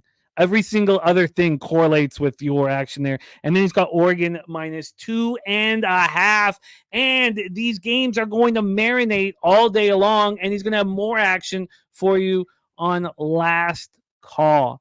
Cashing 20 of his last 26, Mikey. Great work. Keep rocking and cashing. Any last words here for the Cappers supporting the show, and tell us a little bit about what's going on tonight at 6 p.m. Jimmy, I love the opportunity to hang out with you guys and share some of the plays that I'm involved with here. And, again, because of the type of card that we had today, a lot of college basketball action, and it's my favorite. The numbers are starting to get together. I talked about this before with the analytics, the trends. We have the opportunity to see who these teams are now that we're in conference, and that's where these things shine through. And so expect to keep rolling. Obviously want to come out here and fire off a big day for you guys, but a big day of winners because it's my bankroll that's on the line, and that's what's most important. So obviously you guys in the chat are doing a great job. You guys are sharp as hell. Love to see everybody out there. Brian Watson, Brent Cook, Perky Bumps out there riding the slopes. I'm sure my guy, Gifted Cartel, Billy Friedrich. Thanks for shopping those lines for me, my guy. And looking forward to a big show tonight. We've got a couple more college basketball games. We've got some NBA as well on deck. And we're going to try to put a nice little bow on this day of Thursday, the bridge day to the weekend. And we're going to have ourselves a great weekend. So nice little action card here. Packed up, Jimmy. Thanks for bringing me on. Give me the opportunity to let it all hang out. Let's go. I love it. There he is, Mikey Money. He was once 20-28 on the show. Now he's 42-34, hitting at 55.3% plus 6.05 units. His ROI is plus 796%. That is up 0.32% on your next guest, who has been a bastion of consistency here on the show. 28-22, 56% plus 3.82 units. His ROI is plus 7.64%. If you combine these two cappers, they've given you 126 picks on the show. They are both with an ROI. So the ROI combined would be at 7.8%. They are delivering for us, and let's keep that going. Just win. Now let's have fun doing it. Let's enjoy and have fun doing it, but let's fucking win. Bring on your next guest. He is also joining us from the great state of Texas, where we will be at Pubapalooza in no time at all, man. We're going to be in Pubapalooza in like 5 weeks, 6 weeks. God damn, I'm pumped up. Maybe it's 6.5 weeks. He is the star of Medicate Mondays on our channel. He's also the star of All About the Hoops live and basketball bet stream. And he is the star of our Saturday live college basketball bet stream alongside Conor Mac, who will be following our guy, Dabra Cadabra. So please welcome Mr. Daby Cab to the show. Daby Cab, how are you, my friend? Man, I'm good, Jimmy. And I see Nate putting it in there 48 days. That makes it sound a lot sooner than 6 weeks or whatever it was. 48 days right there, man. I can't wait. Shout out to our guy Mike for hitting that record up, man. It's good to see. This one's trash right here. Mine's got to go up. Today's got to be a positive day. I tell you what, though, it doesn't help this record, but it helps everybody in the chat that was there, and it helps my bankroll. On All About the Hoops yesterday, right when I got back from my lessons, it was halftime. I put a full unit on Baylor plus 129. I put a full unit on Baylor second half minus 2.5. So we cashed out heavy on that Baylor game, and it was much needed. Yeah, it was a big comeback by Baylor. We could talk about what happened yesterday for a while. I mean, the focus on getting cash here now, but what a comeback by Bama. Ooh, oh, man. Holy shit. Did they show class and fight? Sears can play. That's the takeaway from that game. That kid can ball, man. That kind of comeback on the road. I mean, that's what we start looking for when it gets to the tourney, is a team that can have all momentum completely going against them, dig in an uncomfortable situation and deliver. I was very, very impressed. But let's get to money right now. And we have two spots that we have talked about already, but not the first one. And it's fine, because what we've seen now, and I'm not tracking them, but I should, is spots where we have two cappers on the same side have been cashing at a very, very high rate. So we'll keep an eye out for that. But let's start with a game that we have yet to speak on. 7 p.m. Eastern, we have the Tulane Green Wave, 12-8, 3-5 in the American at the SMU Mustangs. So we are in your city at Moody Coliseum in Dallas, Texas. Mustangs are 13-7, 4-3 in the American. And Rez Mob gave us a stat when we started this show. He said that Tulane last 18 night games all went under 150. Rez Mob is on the 157 and a half here. Let's take a look at the line history here for this one, and then let Daby Cab run. So sorry I didn't have this set up, but I will right here. So here we go. This game pops off at 7 p.m. We have SMU right now as 8.5 point favorites. We're going to go over to Bet Online and see what they have it at. Bet Online has this at 8. Interesting. So let's see. Did they just move it? So this opened up at 10. And it's sitting now at 8. No, I don't know why why it says 8.5 listed. This is at 8 right now. minus 114 to SMU. So maybe that's why I thought it was 8.5, but it's sitting at 8. So we've had a 2-point move towards the green wave. From a total side of things here, we are sitting. Here we go. We're sitting with a 157.5 juice to the over. There are a couple 158s out there. This opened up at 155 and got all the way up to 159.5. Wow. It's at 159.5. So this one is climbing very quickly. Cash wise here for this one. Come on. Sorry about that. It's just too many games. Here we go.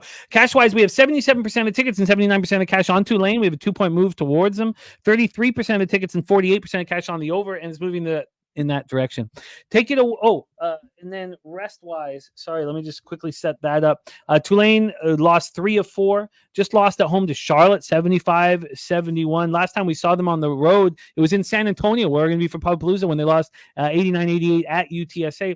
SMU's also lost 2 games, both on the road. They were playing good basketball at home, but they lost at North Texas. We were on North Texas in that one. And then they lost at Wichita by 5 on Sunday. Take it away for us here, Daby Cab, your first game on the board. Tulane Green Wave at SMU Mustangs.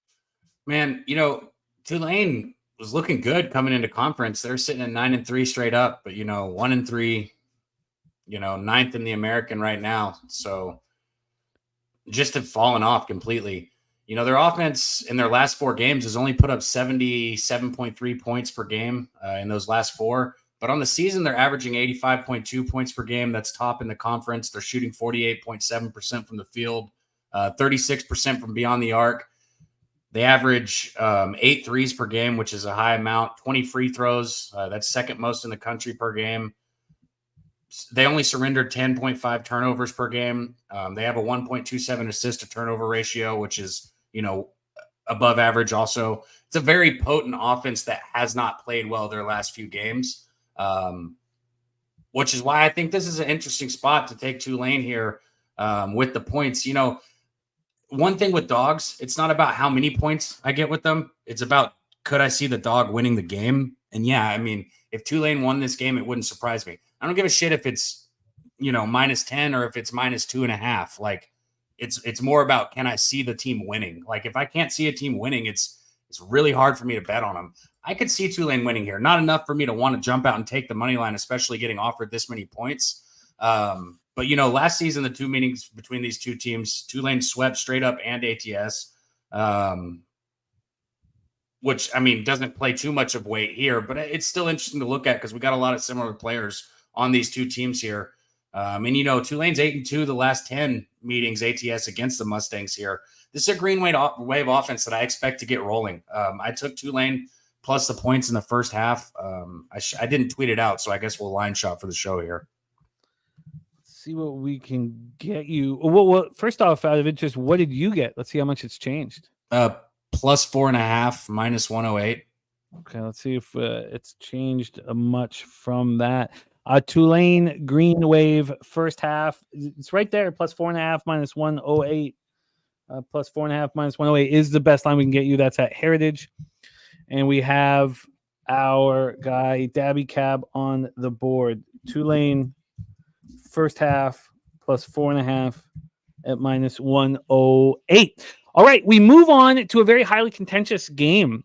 And we heard Cappers backing Wisconsin. Perky's had a great read on Wisconsin. He's made a ton of money off of them, put half of his bankroll, something, we don't want to promote too much. But look, he took a big shot on Wisconsin and he got paid out, and he's doing it again today. We heard Jay's final take give us his very best bet on the entire board, Nebraska at even money. And then we heard our guy, Mikey Money, give us Nebraska as well. So I'm going to be joining him on Nebraska. It does concern me going up against my guy Perky, but I like this spot on Nebraska, but I haven't bet it yet. So why don't we hear what your plan is before moves are made? So take it away for us. We've already set the game up. We're at Pinnacle Bank Arena in Lincoln, Nebraska. The number 6 ranked Badgers 8-1 in the Big Ten, and the Huskers just 5-5. Raven in the Desert's on Nebraska and the under. Let's hear what Daby Cab is on. Take it away. So I'm gonna paint this game in two lights. One way for Wisconsin and one for Nebraska here. You know, the Badgers, they're looking to make it 4 in a row against Nebraska. 4 wins in a row over Nebraska. They won their first matchup against Nebraska by 16 points. I think you guys touched on it. It was just ridiculous how well Wisconsin shot the ball in that game. 55% overall from the field, 50% from 3, which is, you know, just lights out. That's ridiculous. That won't happen again. But, you know, they're going for the season sweep here.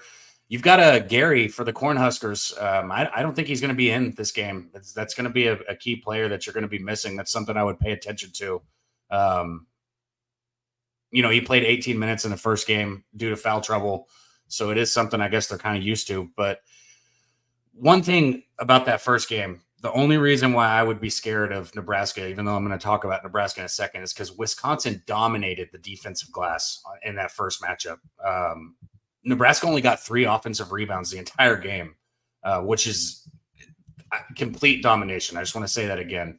But now you look, you know, at the other side, this is a nightmare matchup for Nebraska. Situationally, like if you want to just talk about the situation, like the way it lines up here, or for Wisconsin. If I said Nebraska, excuse me. This is a nightmare situation for Wisconsin. They've got Purdue on deck. You guys talked about that. Right now, Wisconsin's first in the conference. You know, believe it or not, they're sitting at 8-1. If I'm not mistaken, 8-1 conference record with, you know, Purdue, who's right there behind them coming up. Nebraska needs a top 25 win badly. Like they got to get it. This is all hands on deck. Hit the fucking court, make the plays, dive for the ball. You got to win this basketball game. Which is why I understand you and Mike are on Nebraska and why I'm not going to bet this game, Jimmy. As much as I was thinking I might be stubborn, I'm stubborn, okay? So in a situation where a lot of people see, you know, a situation to take a home dog and, you know, you got the ranked team and all that, I cash on the ranked teams more than not.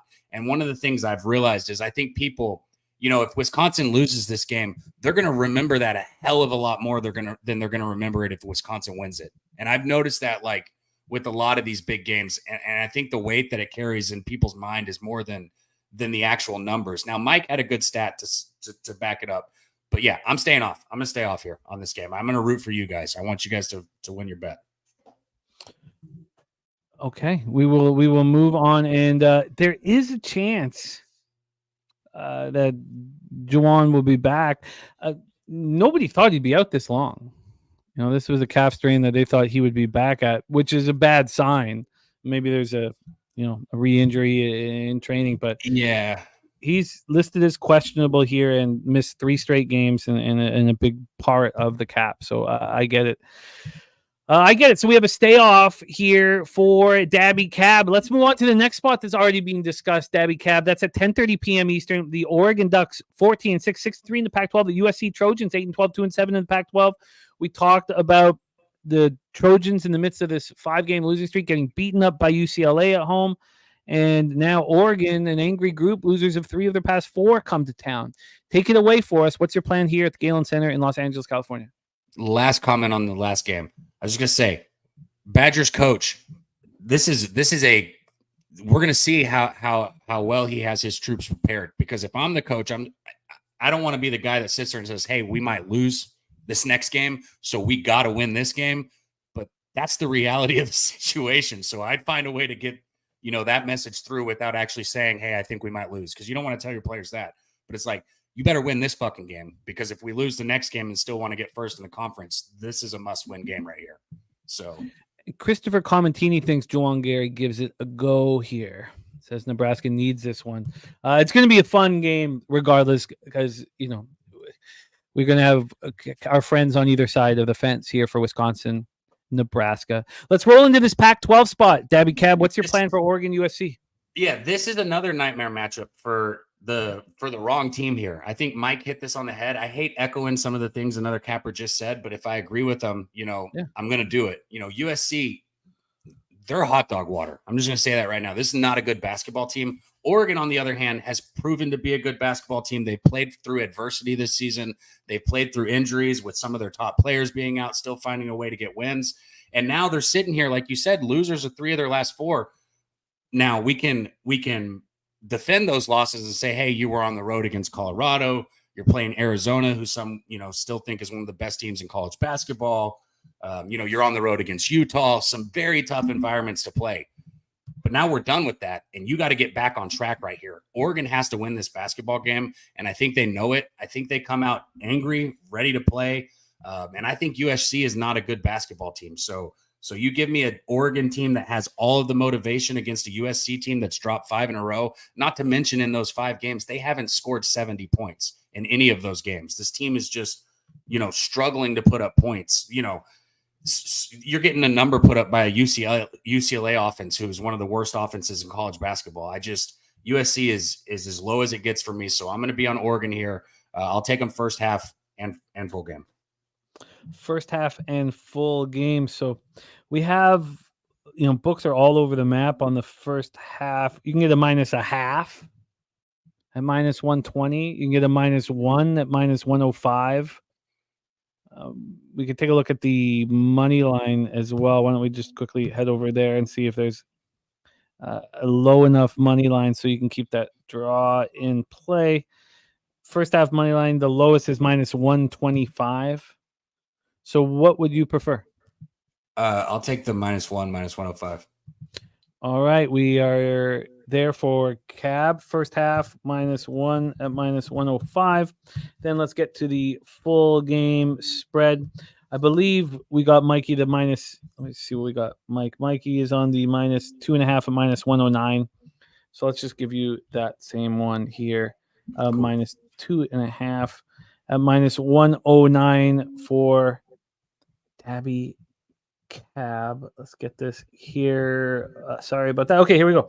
Full game -2.5 at -109 for Dabra. Cadabra. Oregon first half -1, -105. Full game -2.5, -109 for Daby Cab. He's also on Tulane first half +4.5 at -108. Daby Cab, what are you most excited about for Pubapalooza coming up? Oh, I mean, if I'm being completely honest, it's the fact that the NCAA tournament's going to be going on and we're going to be there capping it together as a crew. I mean, money comes first, right? I'm going to be honest. Money's always first. But after the money, I'm excited to just be there and have some drinks with you guys, smoke a few joints with you guys, get some good food, have some laughs. But I can't wait to gamble with you guys first and foremost. I mean, that's what I'm most excited about, if I'm being honest. I can't wait, man. I can't wait. And the spot you guys have looks dope. So I love it. I love it. Daby, thank you for rolling with us. Be sure to support Medicate Mondays. There's no other show in the world like it. Every Monday at 11 a.m. Eastern. All about the hoops every Wednesday night. Basketball live betting show. And Saturday mornings alongside your co-host Conor Mac for your college basketball live betting show. Thank you for rocking with us, my man. Daby Cab, any last words for the Capper Sport in the show? Best fucking chat out there. Our guy C-Mac's coming on next, and he's going to say that, so I don't mean to take his words, but it's the truth, man. We don't have anything without you guys. Shout out to all the members out there in the chat. Shout out to everybody supporting the channel. We love you guys, man. Appreciate y'all. There he is, Daby Cab. It is time to move on to our next guest, coming to us from Las Vegas, Nevada, in the house. When I see him backstage, his camera is there. His camera's off, so when I see it pop up, I will introduce our next guest. But we have 5 spots here. Excuse me, 6 spots that he is attacking. Here we have Drexel Monmouth. Another look at Tulane SMU. I'm not sure if he's going to be moving on it. We have Weber State in northern Arizona, Idaho State in northern Colorado, UT Arlington and southern Utah, Liberty and New Mexico State. So C-Mac, are you ready? He is ready to rock. So let's get into this here. Our next guest coming to us from Las Vegas, Nevada, big part of our all basketball show today. Please welcome our guy, Migga Mac Daddy in the house. C-Mac, how are you? You hear me? Yeah. Hold on. Yeah, can you hear us? My bad. I couldn't hear you. Yeah, I can hear you now. You all right? C-Mac, how are you, my friend? I'm not very good. I heard you say that. Fuck Alabama, Jimmy. I could How not. they came back and did that, but when I'm on Georgia winning the whole game, man, what a full job there. So I'm not very happy. No, But let's get it today. That fucking not cashing the under in Nashville Kings, having that being a push was. If we had lost that, because they pulled their goalie again, Nashville pulled their goalie down 4-2 with 55 seconds left. And if there had been 5 goals scored in the third period, like I was going to need to leave there. Yeah, there was a couple shitty ones though. We'll get rolling. Tuesdays have been really good, and hey, I get a little double up here, so we'll go. Yeah, let's get nice it today. to have you on a Thursday, my friend. Let's get right to work. We start in the CAA here, the Coastal Athletic Association. Drexel Dragons 15-7, 8-1 in conference at Monmouth Hawks 11-10, 4-4. We're at the Ocean First Bank Center in West Long Branch, New Jersey. Drexel has already been spoken about, not this game, but about with how well they're playing in conference. Sitting here right now at 8-1. Charleston and Towson at 6-2. Monmouth at 4-4.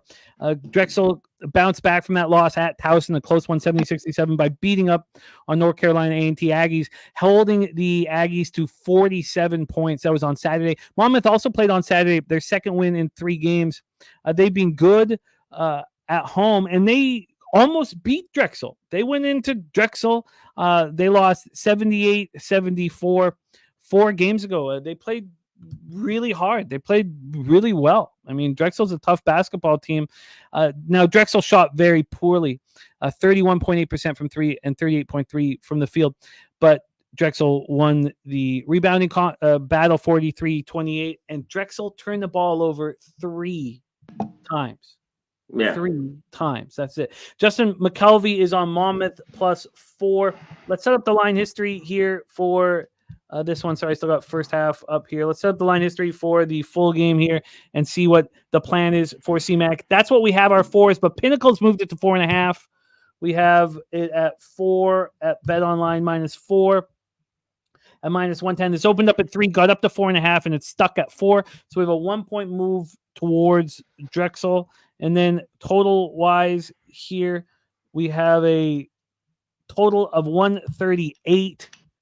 This opened up at 140, a 2-point drop there. And then cash flow for this first spot on the board for CMAC. We have 35% of tickets and 54% of the cash on Drexel. And no information on the total. Take it away for us here, CMAC, Drexel, Monmouth. Yeah, let's hit on that last game, January 18th. It's got to be a big difference, and I think it will be a little bit here at home, and that's where we want them in Monmouth. This team 8-1 at home. They've been great against the number 14-6. They definitely have the offense, and they have the best player on the floor here, is Darryl Rice. I mean, he just had 31 on Saturday versus Hofstra, and he's got to score over 20, maybe even 25 each game here, Jimmy. He's that important. Drexel, more of a team here, better defense, and you mentioned how they shot it. They have to get some turnovers. They got to scrap. They got to get some boards because they might lose that again. But I think they have the scoring, and they know they can play with this team. Big Bad Drexel coming to town. I think Monmouth at least has the scoring here to be in this one, especially at the 4.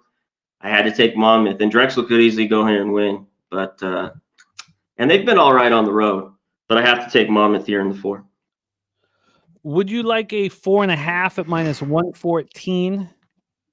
Yeah, give it to me. Okay, so we're going to give you the hook as well. So we have CMAC on the board with Monmouth. So rolling with Justin McKelvey there, +4.5 at -114. The next spot I added here, and I know that you hadn't moved on it yet. You've moved on these other spots, but you were looking at this game. So let's jump over to Tulane Green Wave at SMU Mustangs. It's 7. Yeah, there you go, Jose. Thank you, my man. So we just spoke about this game, and we talked about the line move towards Tulane. Daby Cab moved on Tulane first half +4.5. What were you looking at, and did you move on it? Well, I was just going to keep on waiting here, Jamie, but I don't know how much more this total goes up here. Are there 160s out here? Let me see where it is now. This total for the Yeah, no, there's like one or two. Looks like Heritage. You hit it. I think Rez put it in the chat here. I wanted to wait on this because I wondered where it was going to go. I'm a little bit shocked here. Obviously, Tulane's an over team. Bit me last night. Rice and Memphis. Memphis can't score at all in the first half. But everything lined up. When Tulane has played any team that plays a lick of defense, Jamie, on the road, these games stay under. We go to Charlotte 75-71, just the last game. North Texas, they lost 70-56. This SMU defense is that good. They're really, really good. 5th in the country, field goal percentage. They're great defending the 3. So I can't believe this has hit 160. If you got the 160, give me the under. I don't think it goes over this at all. Under 160 available right now, Bovada. Under 160 at -110. And we continue to roll. Next up for CMAC is an 8 p.m. start. We have the Weber State Wildcats, 12-9, 3-5 in the Big Sky. At the Northern Arizona Lumberjacks, 10-11, 3-4 in the Big Sky. We are in Flagstaff, Arizona for this one. Let's take a look at the rest situation here for Big Sky action. We have a Weber State not playing very good ball. Losers of 2 straight and 4 of 5. Just lost at Montana and then at home to Idaho State. They lost on Saturday by 10. Northern Arizona had their 3-game winning streak snapped with a loss at Eastern Washington, 85-70 on Saturday. And Eastern Washington also took out Weber State at home, but just 80-78 in that one. So here we go. 2 teams that are in desperate need of a victory. Now, Eastern Washington 7-0 in conference and trying to get that Big Sky berth in the tournament. Let's see what we are dealing with here from a line history standpoint and then hand it over to our guy, CMAC. So here we go. We have right now Northern Arizona sitting at +6.5. There are 6s now on the board. It's a 6 at Bet Online. There are 6.5s as well. This opened up at 7. We have a 1-point move towards Weber State, and it is juiced to them as well. Then on the total, we are sitting here at a 141. This opened up at 138.5. So we have a 2.5-point move towards the over. When we get into, here we go. When we get into the cash flow here for this one, here we go. Cash flow wise, we have 75% of the tickets and 73% of the cash on Weber State. Line moving towards them. We have no information on the total here. Take it away for us. Big Sky action, CMAC. Floor is yours. Yeah, when you look at the numbers between these two schools, you'd be like, I guess this, makes sense. 6 points here with Weber State. But we have one team going up. Yeah, I don't know what happened there. In Northern Arizona. Northern Arizona is constantly a team that's a fade in non-conference play. It seems like they get their ass kicked all the time. But the last couple of years, last year, and they're starting to turn it around right now. Winners of 3 or 4. I mean, they just lost at Eastern Washington, but that's not a horrible loss. They come back at home where they're 5-0. Weber State's lost, 6 of 7, and they just lost at home to Idaho State. So, I mean, they're maybe a little bit of a desperate team too. But Northern Arizona's just been one of these teams, we'll get into a couple later on my card, that's just been different at home, playing a lot better basketball. Still not great. They're not a great defensive team. And Weber State's kicked their ass because normally Weber State's a better basketball team. They beat them 9 of 10. But the 6, and I want 7, but 6 in the hook's good enough for me here. I think they could almost win outright. Give me Northern Arizona. Let's get you the 6.5 here with the lowest juice as well. We'll get you that with the lowest juice. I'm going to line shop for you, but let's set up our next spot on the board for you. We stay in the Big Sky Conference here. We have Idaho State Bengals 8-13, 3-5 in the Big Sky. The Northern Colorado Bears 12-8, 5-2 in the Big Sky. We're the Bank of Colorado Arena in Greeley, Colorado. These Bengals snapped their 2-game losing streak with a win we just spoke about at Weber State. Snapped a 2-game losing streak, 174-64. They shot 50% from the field, but just 20% from three. They outboarded Weber State 38-26 and took care of business. They took care of business, won outright as 12.5-point dogs. So it was a real surprise performance there by the Bengals. Northern Colorado has won 3 of 4. They just won at Idaho by a big number, by 21. In comparison, Idaho State just squeaked by Idaho by 5 at home. Northern Colorado traveled there and dominated them. Their loss was to Eastern Washington, or they'd have a winning streak going on. Eastern Washington has yet to lose. We got action from Sky Dragon in tennis, FAA minus 1.5 sets at plus 260. Let's pull up the line history for this Big Sky spot at 8 p.m. We have, from a total perspective, it's sitting at 147 minus 115 to the under. This opened up at 148.5. It's a 1.5 move towards the under.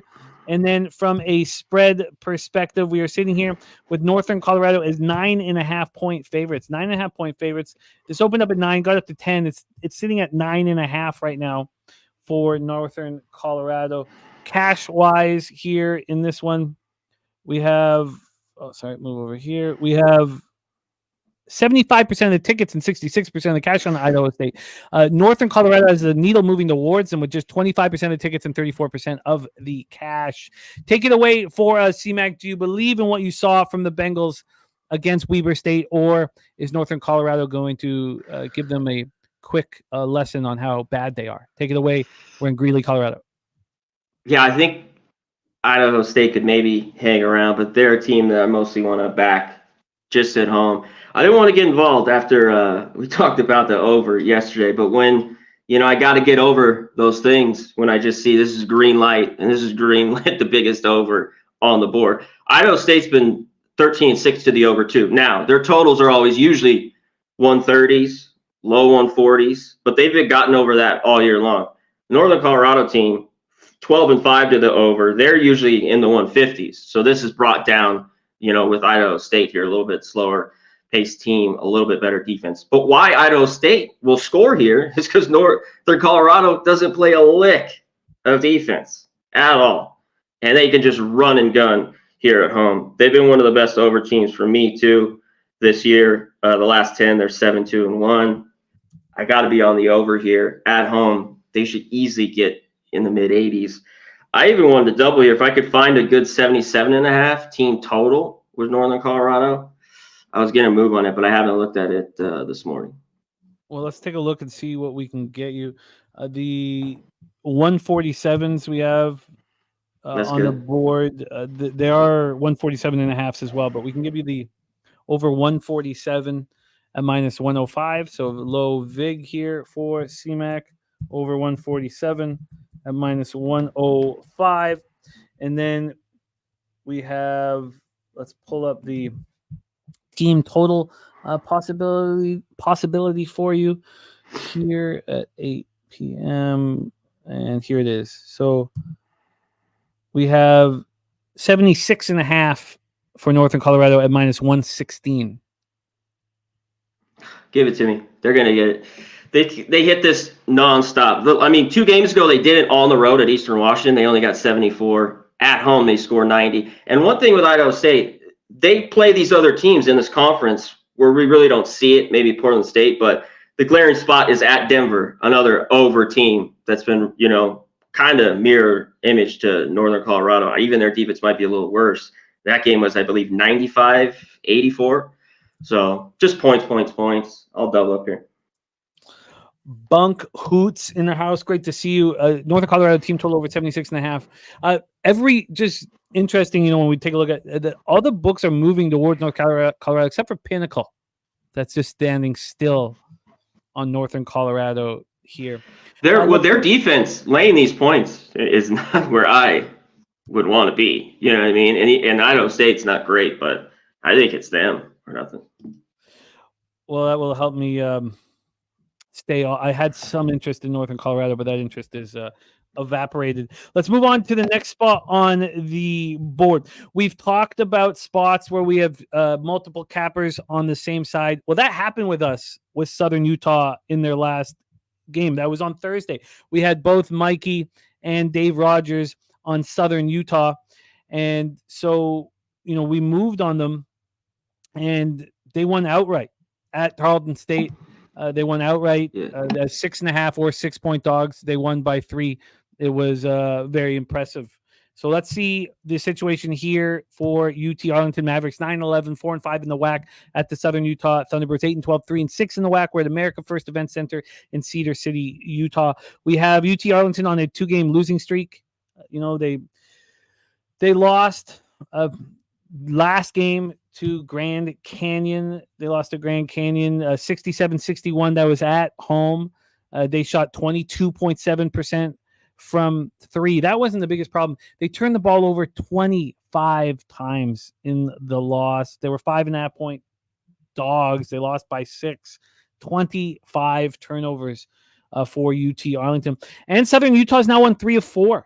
They carried that, confidence over to a win on the road at Abilene Christian. Defeated them as 5.5 point dogs.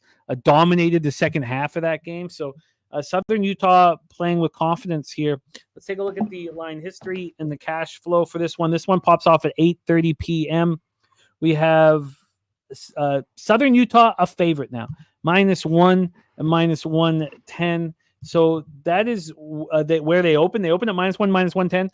They became juiced for a second and it came back. So no movement at all. And then we have here from a total look, we have this sitting at 158. This opened up at 157, got up to 158.5, but it's still a 1 point move. And then when we get to the cash flow for this one at 8:30, let me just grab it here. We have 42% of tickets and 97% of the cash. Now, we're only talking about 382 tickets, but 42% of tickets, 97% of cash on UT Arlington, and no word on the total. Take it away for us here, C-Mac, your second to last game on the board, Mavericks Thunderbirds. Yeah, Cedar City here, America First Event Center. Have you been to Cedar City, Jamie? I have not been to Cedar City. Even though it's in Utah, beautiful place, Zion National Park. They got Shakespeare, all this shit in Cedar City. Great place, quick drive out of Vegas. And we've talked about it for years, though. This is where they play their best basketball, is at home. And they've struggled a little bit. This team just struggled scoring early. They're not a great shooting team, but they've been turned around. I was on that last week, but I backed it up right again on Saturday, where they won finally on the road. And they kept losing on the road, but their cover number is great. Now they're 8-2 on the road, 1-9. Texas Arlington hasn't won a game. They're 0-9 on the road, and they're not catching points here. And they've covered, they're 5-4 against the number, but they're not getting anything here. This team's not very good. They're sloppy. I'm thinking Southern Utah, love them at home in years past, playing great basketball. I think they win here. Everything's been a little bit better. We just need them to win. I'll take the -1.5. Southern Utah here. Big. Southern Utah, and we can get you -1s. Let me just Give me the refresh this and see if it's all moved, but let's just refresh it quickly here. And yeah, we can get you -1. No problem. -1 at -110. Let's just see what Penny's offering. -1 at -109. So Southern Utah for CMAC. -1 and -109. All right, let's walk to the final spot on the board. And this one was broken down by our Mikey Money. He made a very, very legitimate case on New Mexico State Aggies. He's on them +5, and he's on them on the money line. We got a -108 for you on that -1. Thank you, Billy, my guy. So let's hear. Do we have that? Thanks, Billy. Do we have the corner of Pimp and C-Mac Boulevard here for this one? Liberty Flames and New Mexico State Aggies. Take it away for us here at the Pan American Center. We do here. I'm on New Mexico State at home. I'd love it even more. There's just been Jekyll and Hyde. One of these teams here been awful on the road, 0-9, 9-1 at home. That loss was a 1-point loss to New Mexico just last month. And these are teams beating Western Kentucky. It's not just, Cal Baptist in these games. And they're off a couple bad shooting nights. Mikey brings it up. They're back home, Jimmy. The sight lines, baby. They'll love it here. Back at home, New Mexico State, feeling well. They've just been money. And Liberty, they are the better defense. And they're the better team overall. And they're laying these points. But they have not been good on the road. And this is just kind of a shitty trip. They just lost to Jacksonville State. Ugly. They struggle to score at times. And they live and die by the 3. Which, if they get hot there, we see this. They could go and win. But, I'm not going to buy it. They shoot a ton. So we'll see. I think when they're threes, they make 37%. But they shoot 30 almost. 9th in the country. 29 attempts a game. So I think New Mexico State knows that. Just a different team at home. New Mexico State's hit the road. I mean, they just got blasted. They've been a fade. But I got to be on them here. Give me the 5. I love it. You got it +5 -104. I'm going to be joining you guys on it. Be riding with you guys. Let's go. Let's review C-Mac's action. He's on Monmouth +4.5 at -114.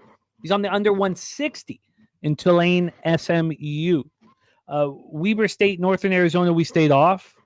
No, I was supposed to line shop, wasn't I? Yeah, I'm on them. Shit, my bad. +6.5. Yes. Oh, if I can get the hook. Thank God. My bad. Let's go back to that Weber State. I got a little caught up in having these games set up for you. 8 p.m. Weber State spot. We got +6.5 at -104. +6.5 at -102. That's over at Pinnacle. So that would open up the 7 if you want it. So let's. Oh, sorry, that's minus. Jesus. Sorry, I'm a mess right now. Here we go. Let's get this up for you. The final edition here. My fault for not setting it up. So you want? Do you want? Oh no, it's expensive to get the 7 for Northern Arizona. Did you want the favorite or the dog? I'm behind. Yeah, Northern Arizona. Northern Arizona. Do you want the +6.5 at -114 or the +6 at -106? I want the 6.5. Can we find? Yeah, I wonder if I can get lower. I think we can get I a can get 110 somewhere. What am I talking about? Okay. I can easily get I -1. think we can get it. +6.5 here Bookmaker. for Northern Arizona. +6.5 at -110. Then he's on the Northern Colorado Bears team total over 76.5 -116 and the over 147. He's on Southern Utah -1 at -108, and he's on the New Mexico State Aggies +5 at -104. And he co-hosts our big Saturday college basketball live stream at 11:45 p.m. Eastern as well. My man, C-Mac, thank you for rocking with us. We just did 2 hours of college basketball. No NHL today. 2 hours of college basketball. Thank you for being a big part of the show today, C-Mac. Please follow C-Mac on X at Conor Mac Picks. C-Mac, any last words for the Cappers supporting the show? Yeah, I know that we didn't have the NHL. I tried to be a little bit quicker. Mike killed it. He had like 15 games. So that was great. But shout out to the chat. Ramon Scott, Leonard Porsche. Billy Friedrich, appreciate the lines as always, my dude. Tori Coker, Bo Jackson, Saturated, my dude. Coach Minton, what's going on? Justin, as always. DC Capper, great work. Jay Peasy, you know him on every intro on this goddamn channel. Best chat out there, period, Jimmy. Get to Publipalooza. You talk about get there, can't wait. God, it's going to be fun, Jimmy. It's going to be fun. But thanks for having me, man. I'll get out of here. Get to the NBA, baby. Much love, C-Mac. Much love. Yes, we have also changed locations of our cornhole tournament. Now it's going to be in the parking lot of the Southtown 101. So, oh man. And nighttime cornhole lit up by car headlights. Ooh-wee. In a cloud of smoke. You got to come to Pubapalooza. Your next guest is making his Pubapalooza debut. Finally get a chance to hang with him. He is the star of NBA action here on Thursdays, betting with the bag. Please welcome from Los Angeles, California. We have Mr. Darryl Rice in the house. Darryl, how are you, my guy? Got my Darth Vader. Who is this? Is it Darth Maul? Who's the guy in Star Wars? Is it Palpatine? Yeah, Palpatine. I wouldn't know. I know nothing about Star Wars or Star Trek. Nothing. See? Not a goddamn thing. Couldn't tell you one thing. I'm canceling my ticket, bro. We just can't be friends at this point. Well, I know Yoda loves to fuck. I mean, is that enough? Oh, well, probably. Is that enough? I don't know. Okay. That's all I can Peace do. Of love, man. Peace of love, man. It's Thursday, man. Let's Thursday. Let's just get to work. And not only that is it Thursday, but your team starts us off. Your team gets us rolling here. So let's roll. Troy Torrance, we've decided a new thing for the tournament, but we're going to wait till we confirm it. But we've created a situation. So now you guys can fight back about this, but our plan is now 4 partners in cornhole are going to be picked out of a hat. So you don't know who your partner is. You don't know who your partner is. Okay, let's get to work here on NBA. It's great to have you, my friend. We start at 7:30 p.m. Eastern. Your Los Angeles Lakers. A lot of controversy around this squad. 24-25, just 7-17 on the road at the Boston Celtics. 37-11, 22-2 at home. We're at TD Garden, Boston, Massachusetts. Lakers are playing with the fastest pace in the NBA over the last 5 games. They're flying up and down the floor. 2-3 over their past 5 with a 105.31 possessions a game. They're shooting the ball well. So why are they playing so poorly? Their lack of defense. 52.1% from the field, 41.1% from 3. You'd think they'd be rolling with those numbers. The Celtics 4-1 playing with the 21st fastest pace. They're shooting the ball well, not as well as the Lakers, but 49.5% from the field, 38.9% from 3. Now, of course, the Brow and LeBron are game time decisions. Resch and Vincent out, and that is the situation for the Lakers. The Brow was missing in the last game. Let's take a look at the line history here for this one. Get into the cash flow, set a quick table, and hear what our man Darryl is doing. We have 4 games, just 4 in NBA for us to cash on right now. The Celtics are big favorites. Is the line telling us here that there will be no Brow? This opened up at 10.5, moved to 11. It's now at 11.5. My bookie has this at 12.5. Clearly, it means the Brow, I guess, will not be on the floor. This total is at 241.5. It opened up at 240.5, shot up to 242.5 before it dropped. It's now sitting at 241.5, and it is juiced to the over. We take a look at the cash for this first spot on the NBA board. 29% of the tickets and 61% of the cash on the Lakers, but that line's not moving towards them. 75% of tickets and 84% cash on the over, but we've had buyback. Very strange situation. Lakers coming off their second straight loss, 138-122 at the Hawks on Tuesday night. They've allowed at least 127 points in each of their last 5 games. They had no Brow in the loss at Atlanta.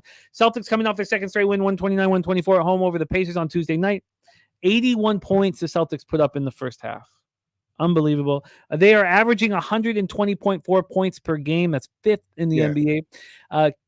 Porzingis was back after missing 2 games with the ankle sprain. He went for 17 and 12. There was no starter that scored less than 17 points for the Celtics.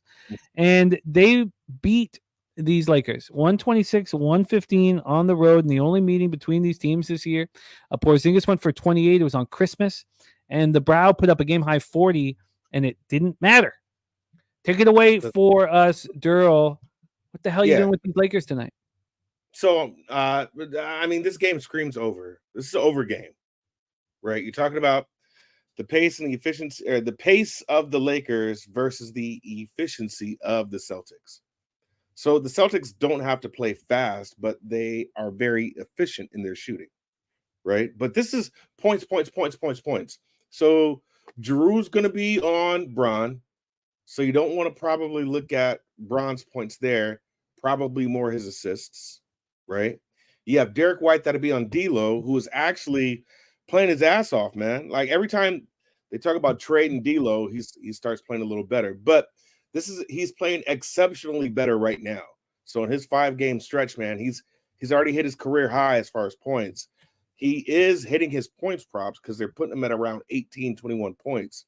So there is a look there, but I do like Derek White on him. You know, I think if I had to choose between the two players, I would probably be more transition to Derek White's points versus D'Lo. And then you have AD who's going to play Porzingis, right? Or Porzingis who's going to try to play AD. Now, if you look at their matchups, I believe the last 2 times they've played, the Senator Christmas game, AD put up what? 40 points, right? Last game before that, which was in January, that was last year, AD puts up, I think, 16.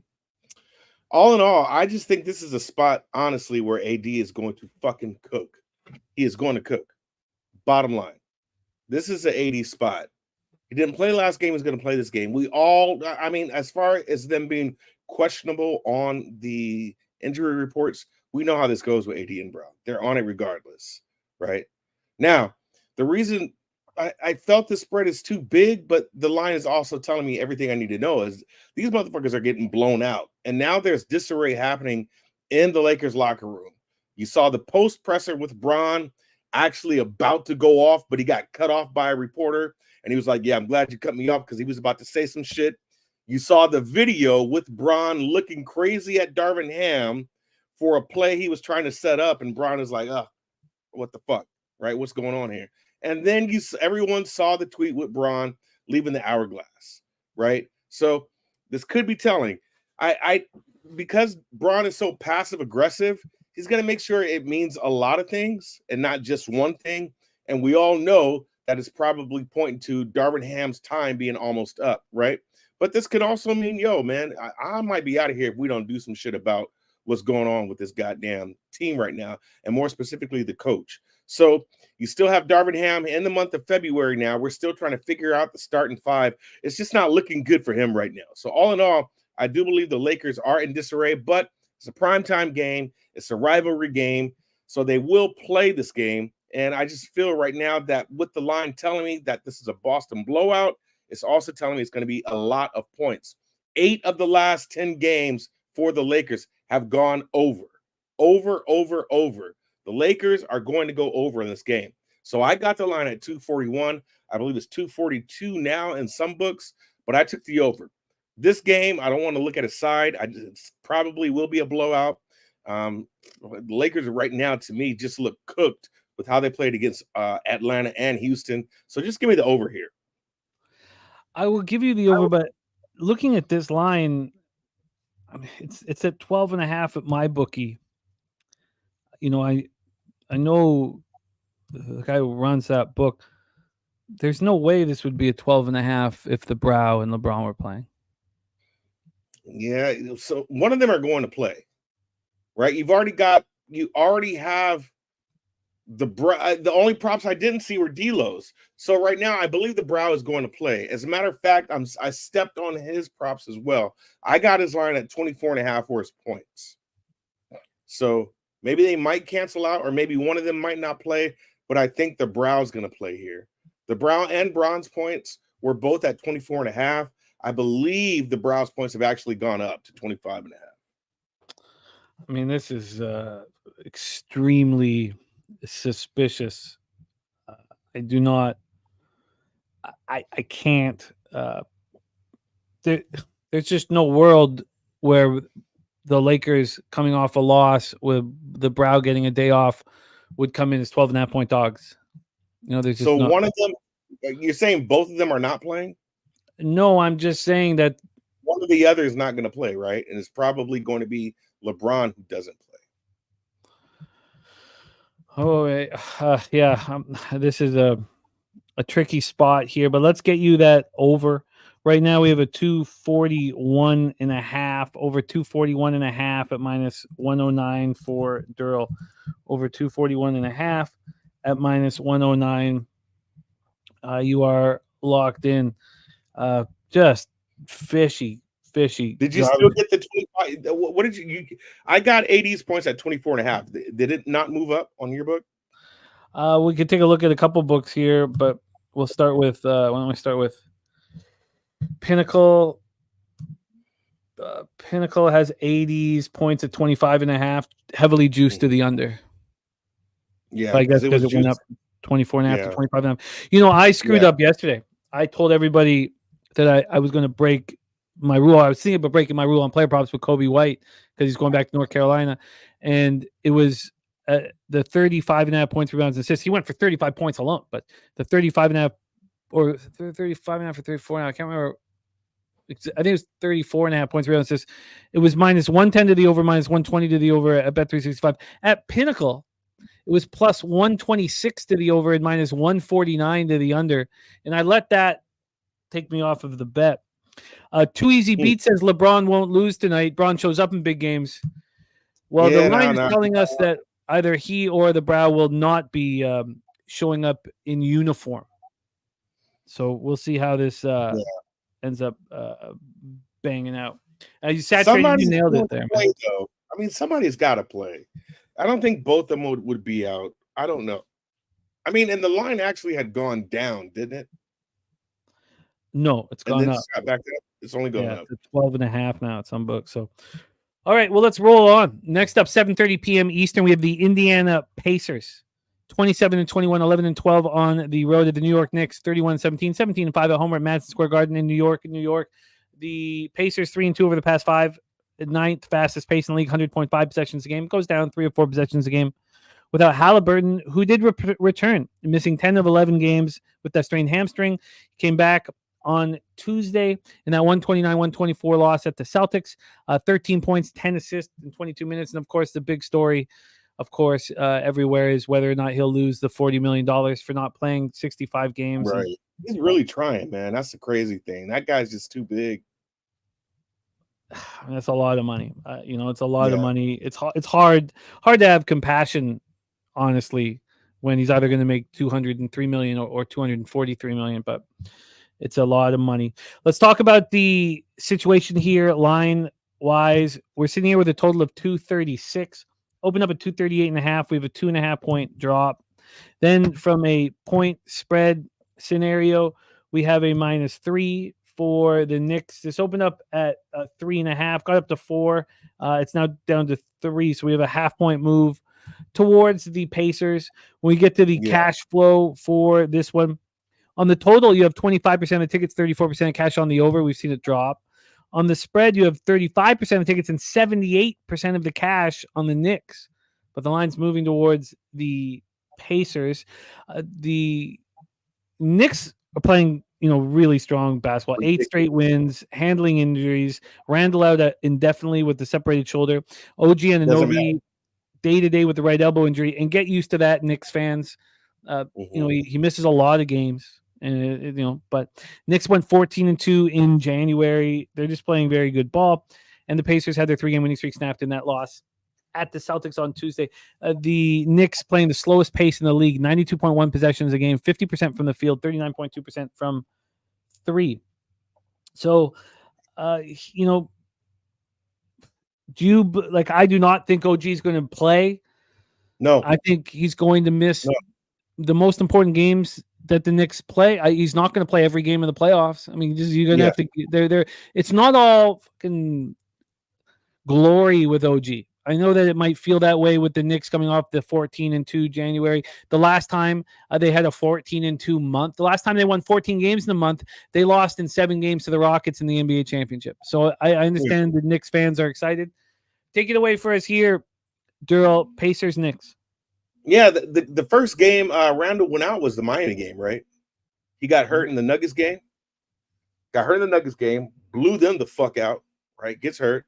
All this money comes in on Miami because you think that Randall isn't playing, which he isn't, dislocated shoulder or whatever that is. Blows out Miami, right? Charlotte's a no-brainer.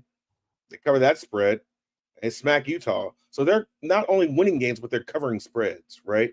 This line is moved toward the Pacers because I do believe OG is not playing with that elbow or whatever he's got going on with him, right? Which really sucks for shooting. This is what I jumped on early. So I think Brunson's numbers are overinflated, but talking with a capper buddy of mine, man, we've been smacking Dante DiVincenzo, smacking the shit out of this guy's number. Absolutely. So if you're not playing Dante DiVincenzo points right now, you are missing out on money because those are where the shots are going right now. They're going to go to Dante. One thing that I did hear was a crazy stat today. You always take it for what it's worth unless you do your own research on it. But the New York Knicks, the favorite shot for OG Anunoby is the left corner three. He's actually shooting 50% from the left corner three. That is also Dante's shot, the left corner three. The Pacers' weakest perimeter defense is in the left corner. They're allowing 60% shooting from the left corner three. So if you look at DiVincenzo threes, this guy is heavily juiced to the over at 3.5. I believe it's minus 141. So all in all, I would only look at props here. I don't know why I would go against the Knicks with how they're playing. They're playing some awesome defense. Just bottom line lockdown defense right now. And the Pacers are still a fast team.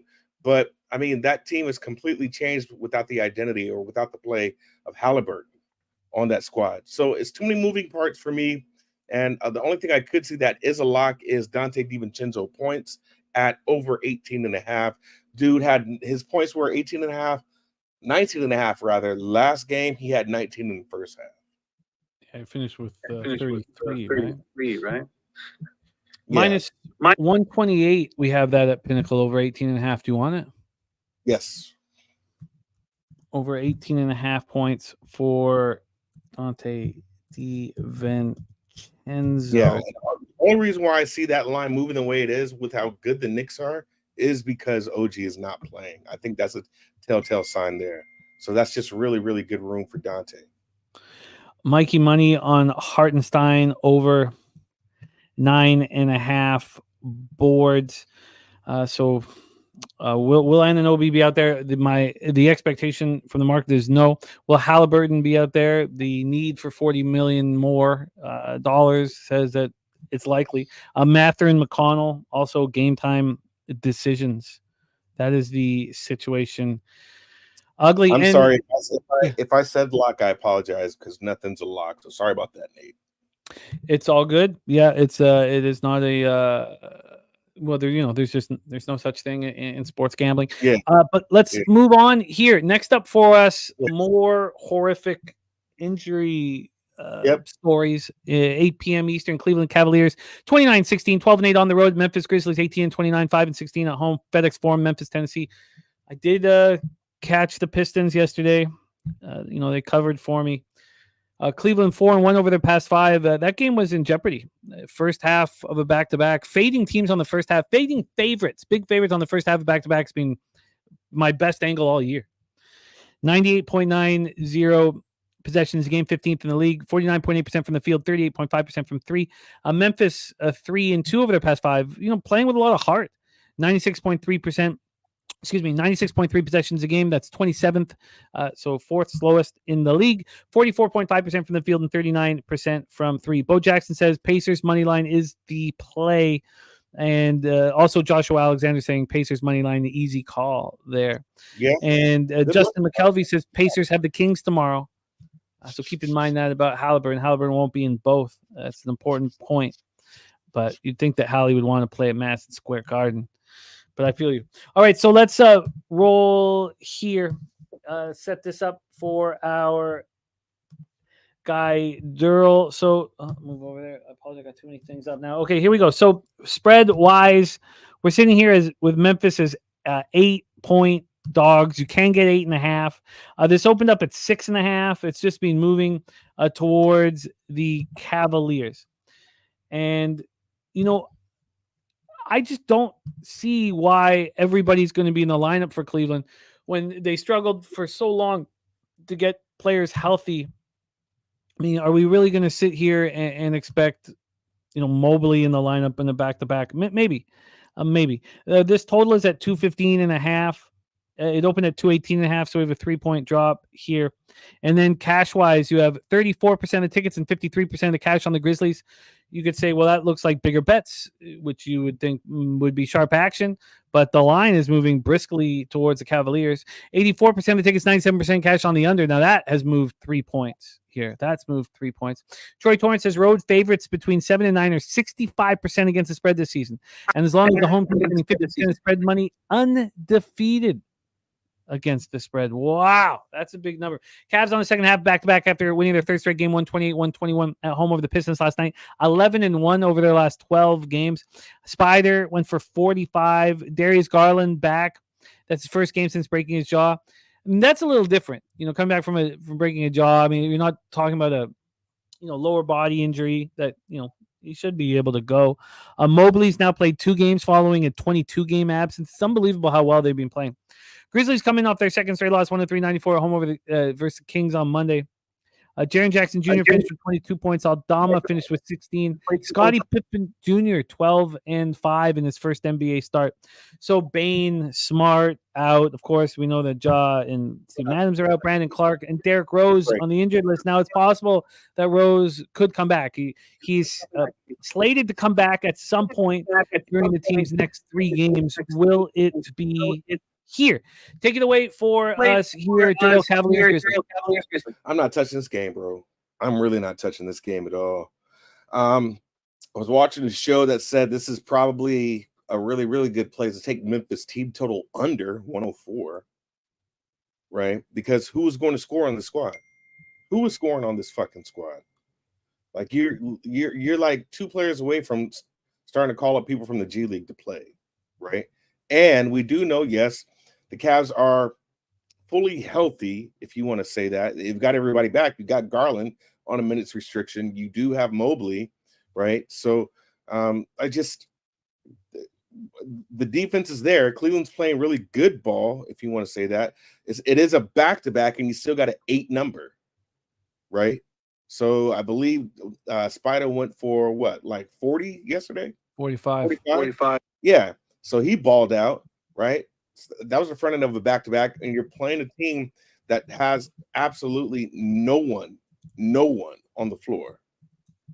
So I could only look at the Cavs here.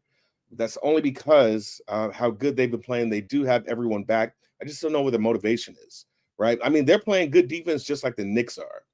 So all in all, it's just the Cleveland Cavaliers spot for me. Off a back-to-back, and you're getting a line at 8 that's going to 8.5. Like, that's a lot going on there, man. But the Grizzlies team total does seem like the spot. I was looking at the first half. That number is 53.5.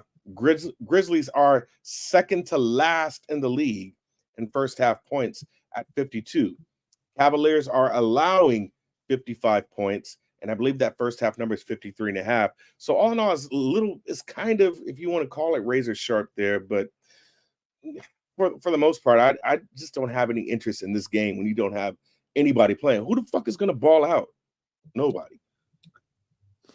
It's an ugly spot. You have Jaren Jackson, Vince Williams, Scottie Pippen Jr. Yeah.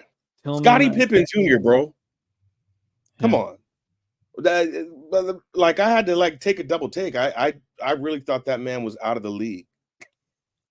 Honestly, man, it's like, the fuck? So this is one of the ugliest NBA slates with marquee teams I've ever seen. I mean, dealing with all of these injury issues, trying to balance everything, it's not easy. Let's see if there's a possibility here in the late game. Joshua Alexander, by the way, saying Memphis being hot lately against the spread, covering a lot, but they have. They're like 4-1, I believe, in the last 5, man.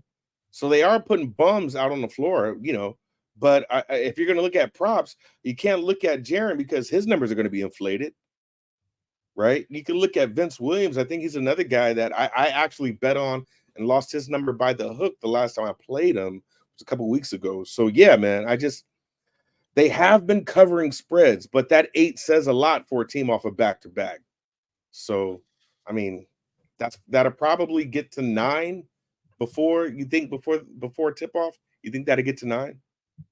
Or it's staying at the 8.5? It certainly feels like it's moving in that direction. Yeah. So, yeah. Von Polo, by the way, looking at Grizzlies first half money line.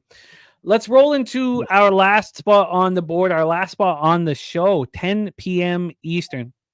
We have the Philadelphia 76ers at Utah Jazz, and we heard from Ron Crawford. The NBA spreadsheet play today is the Utah Jazz, and BJ's best bet is the Utah Jazz. We're at the Delta Center in Salt Lake City, Utah. The Sixers 12-11 on the road, and that's a healthy Sixers team. This is a beat-up Sixers team right now. Jazz 24-25, 15-6 at home. Philadelphia 1-4 over their past 5. They're shooting 27.7% from 3 over their last 5 games. Utah 7th and by the way, they're 2 possessions a game slower than the Jazz, who are 7th fastest. 49.1% from the field and 36.8% from 3. Troy Torrance says this is his favorite spot on the card as well. The Jazz -5. Yeah. Let's take a look at the line history and the cash flow here for this one. We have, from a total scenario, this is sitting at 238.5. This opened up at 235.5, so we have a 3-point move to the over. From a spread look here, we have the Jazz at -5 at plus money. That's at Pinnacle. This opened at 5.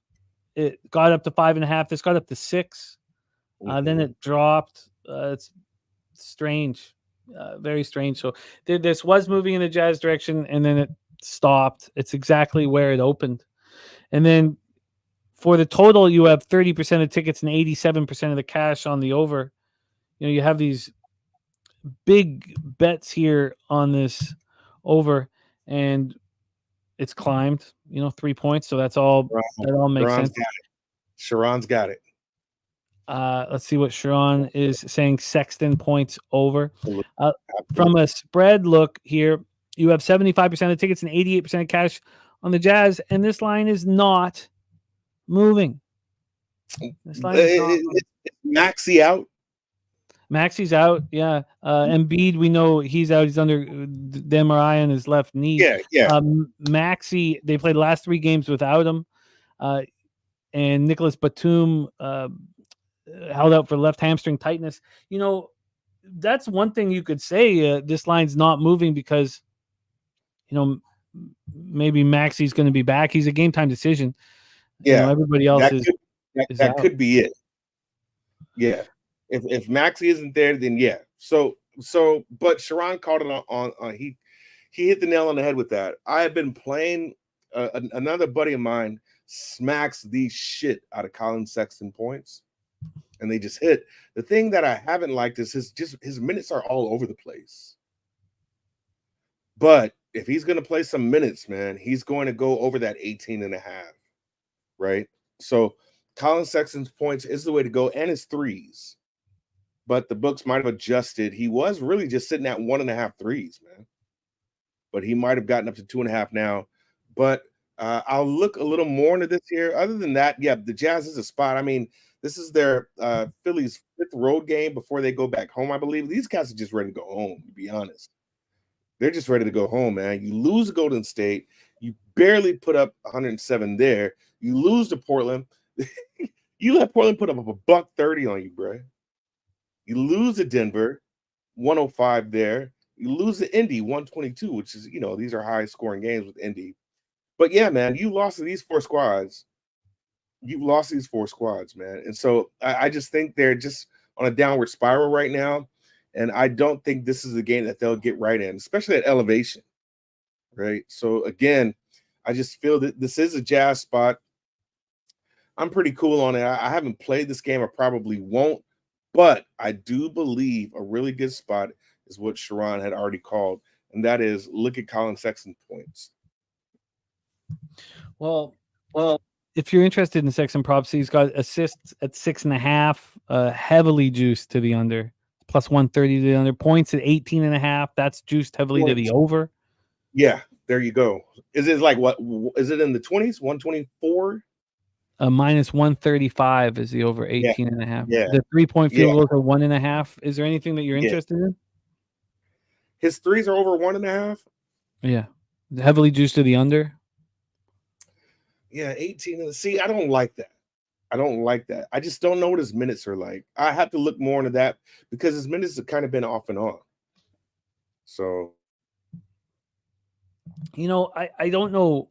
I mean, obviously the angle that Troy has is, pretty legit and pretty strong, but I don't think that when you're missing your superstars, and if you look at this group that's going to be on the floor, with Paul Reed, Tobias Harris, Oubre, I think because you're missing your superstars that they're not just itching to get home. You've lost 4 straight on the road. You're not itching to go home off an 0-5. You know how horrible that plane ride is when you go 0-5 on the road. And then how bad did the Jazz look on their road trip? They'd won 12 of 14. Now they've lost 5 of 7. Who did they beat on the 6-game Eastern road trip? The Wizards and the Hornets. So, Justin McKelvey looking at the over and Brizzy looking at the under. Says this game is a dead under. No Maxey, no Embiid. The Pat Bev show under. So, Pat Bev show. Pat, that guy. No. Nuts. This is just a horrible, horrible NBA card. All I have to see with Pat Bev is him actually showing the players how to fucking adjust on a pick and roll on the court. You know what I'm saying? Like, that dude is just extra to me. He's always been that way, but he's just extra. Right now, I just think that is definitely a spot where you just do not jump on the 76ers at all until you start seeing some wins. Why is this line not moving? So fishy. What did you want to make anything official for the Sixers Jazz? No, I'm going to look at more. I need to see what's up with these minutes. I don't know if this is because of blowouts or what. So I'll look more. I'll probably add that, but I didn't step on it yet, but it's probably going to be points. For Darryl, he's on the over 241.5 in Lakers Celtics. He's on DiVincenzo over 18.5 points at minus 128.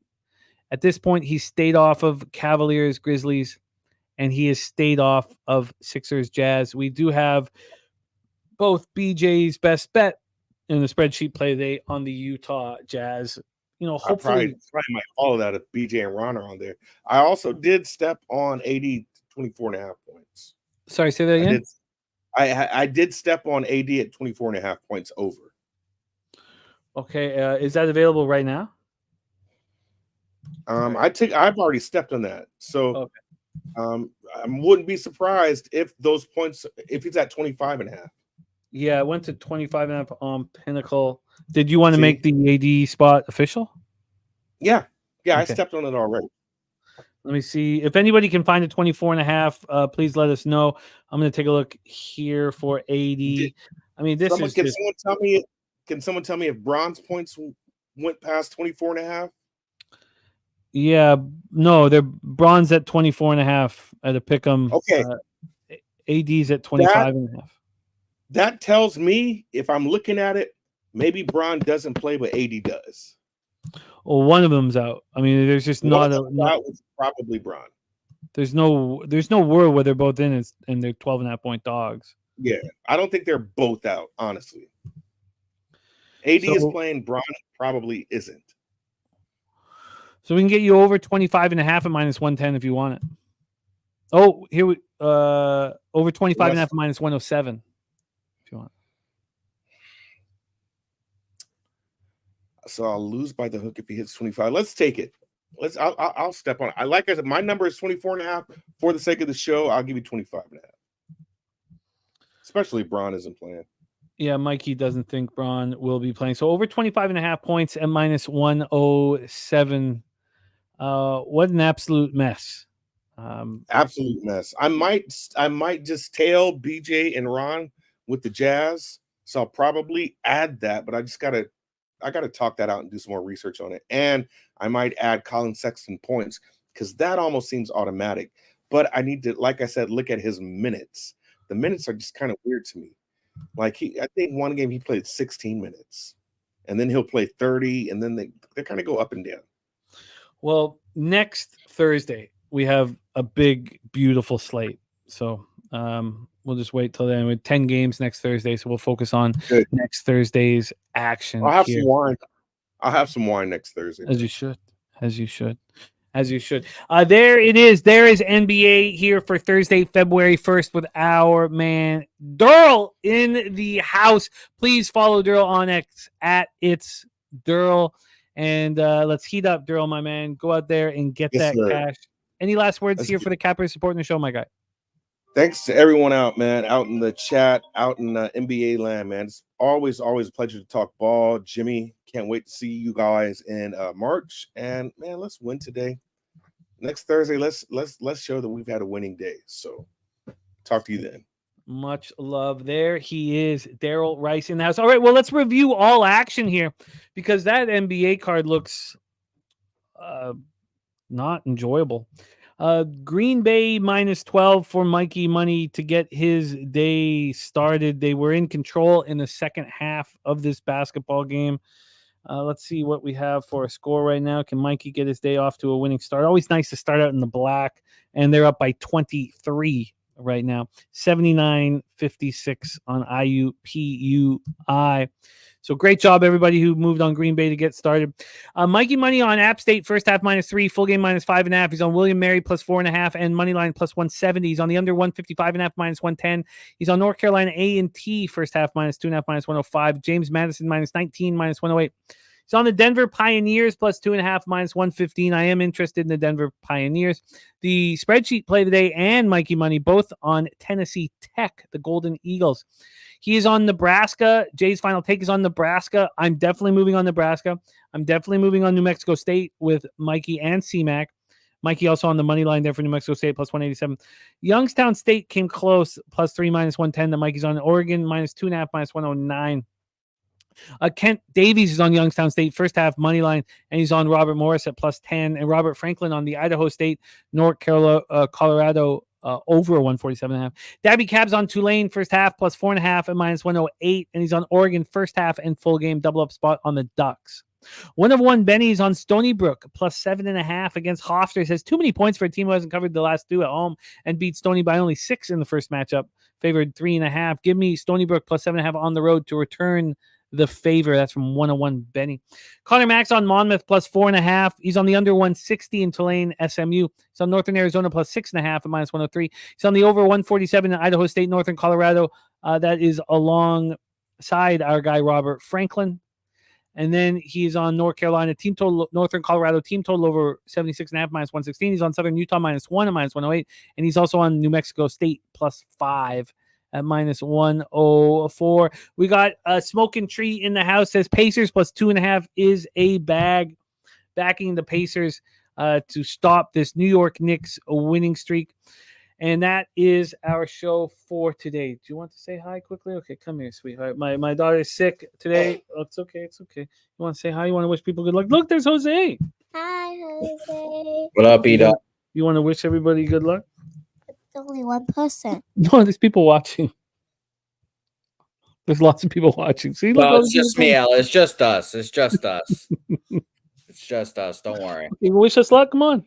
Good luck. Okay. Bye. Thank you. Yeah. All right. The Knicks being backed by Kelly McInnes here and Saturated says feel better, Ella. Yeah. Okay, we'll be right there. I like that sign language you guys have going. I'll be right there. And thank you for the kind words about Ella Ola. All right, that is our show for today. So now let's see, Jose, how many people do we have signed up for our poker tournament tomorrow night? We need to break 50. Or else we won't ever do it again. That worked last time, and then we had 48 people show up to our poker tournament. So let me go over here. Let's see, at 8 p.m. the Still 4 players. Still 4 players. We need you guys to sign up. It's going to be a lot of fun tomorrow night at 8 p.m. Eastern. Pub Sports Bowl is the password. There's 4 of us signed up, and I'll be hammering this today. Please support us. Please support us. Ian Shaber signed up. Ian Shaber, that's old E. Is Ian Shaber. He's signed up for it. I'm going to give a shout out to because our guy Dex is our first 2-time champion here. Oh, no, I don't want him, man. I don't want him. He can clean up. Fuck. Yeah, he's a monster. Thank you, Ian Shaber, for signing up. Saturate says he'll try to be there. Please sign up for our poker tournament. Remo says that she refuses to wish Jose luck. Ella thought you were the only person here watching the show. Jose. Yeah, it's just us having a conversation. Remember, we're just having a conversation. That's what it is. Oh man, I love it, Ian Shaber. Thank you for being there. And Saturated, thank you. Troy Torrance says every time he hears poker tourney, he gets sad. He gets sad. Troy, yeah, you just gotta hash out your differences with Bet Online. Yeah, it's very funny. I agree. Wow, what a horrific NBA card. Is there anything that you're moving on from today's show? No, but I would move on the Jazz if anything. Why is the line not moved? No idea. 81% of the cash and it doesn't move. I would just trust our pals that they believe BJ believes, and I like the idea of last trip of a road trip in Utah, just trying to get the fuck out of there. I get it all. All-Star break is the All-Star break coming up soon as well. I don't know, but yeah, I would move on that if anything. But I am not moving on anything, unfortunately. Ramon Scott says, "Watch out for Dex. Twice is a coincidence, but 3 is a pattern." Ramon, Dutch Boy Fresh and I are in for the longest at $50 a pop. Tell us if you want in on that, Ramon. We need you in the poker tournament. Yes. That is our show for today. So that NBA card looks atrocious to me. I'm not going to shut it down completely. I'll keep an eye on it, but I'm going to lock my college basketball action in right now. And Perky says he's hoping to be the guest of honor, do the commentary for the tournament. DM me, Perky. I'll send you the link. Yeah, Perky, let's do it. That's perfect. But Perky, if you get out of line, I'll boot the fuck out of you, Perky. You know that. You get out of line, Perky. Give me the I don't think Perky's too concerned, Jose, and he's going to be at Publipalooza. Good. Yeah, I know. We have a cage match scheduled already. Oh, so. Okay. All right. Yeah. Well, that is our show for today. We have a monster show. So tomorrow, remember, Fridays, Betting with the Bag, every single game will be broken down. So the entire college basketball card will be broken down with Bobano. And then we have our guy, LJ from H-Town, ready to deliver NBA. And we have the poker tournament tomorrow night. Please enter the poker tournament. Please enter the poker tournament. Jose, can you bless our action and send us into the future, my friend? Yeah, poker's going to be a lot of fun. Come sign up. Like I said yesterday, like we said, and Perky's mentioning there, if you want to join us, just DM us. We'll send you the link. Come out, hang out with us on screen. You've ever been interested or curious to join us on screen? This is one of those moments. Jimmy, I will admit, I am quietly looking around to see who the baseball guests are going to be this year. Just looking around, surveying the land. So who knows who will come up out of the wilderness in these next few weeks. But yes, sign up. It's a whole lot of fun. What did you think of the Blue Jays signing? Oh, I told Dennis Garcia, I think it's the best bat to place free agency signing of the whole offseason. I think he'll bring a clubhouse presence that is much needed in Toronto, an adult, bring Vladdy under his wing, be like, hey, motherfucker, you need to lose some weight. And I think he'll be a great signing. I mean, he did the same thing with the Red Sox last year. We were a shitbag team, and by that, we were just 500. And he and Alex Cora alone basically kept the vibes up when the vibes were tremendously bad throughout the whole season. So I like the signing a lot. With our field being so tough to play on, what is your over-under in games that he plays this year? He played a lot more than I thought in Boston. He played second base in Boston, and he played better field conditions. Yeah, I know. The turf's tough. I think he'll play a lot, though. I would set it at 100 games, and I think he goes over. I would set it at 100 as well. Yeah, I'd go over. I think he plays like 120. Obviously, how many in the field? Who knows? But DHing. Yeah. I love him. I've always, loved his bat and loved the way he steps up in the biggest spot. So it could give us some accountability and some intensity that's desperately needed with the squad. But one thing that we've heard over the offseason is, Bo and Vlad, they're just tired of being, good. Wow. Good with potential. It's good. I mean, how long are you going to have potential? They're not young anymore. No, you don't have a third baseman right now still. No. Well, I mean, we have guys who can play. That's not guys who are going to put up big numbers. We'll see. I'm looking forward to baseball season 2. We need to redeem ourselves from last year. But that is our show for today. Jose, could you please bless our action and send us into the future, my friend? Yes, let's get out of here. Appreciate everyone. Shout out to Ramon Scott. As everyone knows, he is, in fact, a dealer. Appreciate you guys. Kelly, EQ, Perky, Ian, Ramon, Nasty Nate. Can't wait to see you soon, my guy. By the way, Nasty Nate, suck my balls. I'm a gold member. I'm in the damn horse races. Big horse race tomorrow, and just a 2-minute race, right? Yeah, 2-minute horse race at the end. So shout out to you, Nasty Nate, for giving me shit that one day. But I'm a member and a gold member. So shout out to you. Joey Marinaccio, Bo Jackson. Appreciate you guys. Let's fucking go get it, guys. Leche, Los Bookmakers.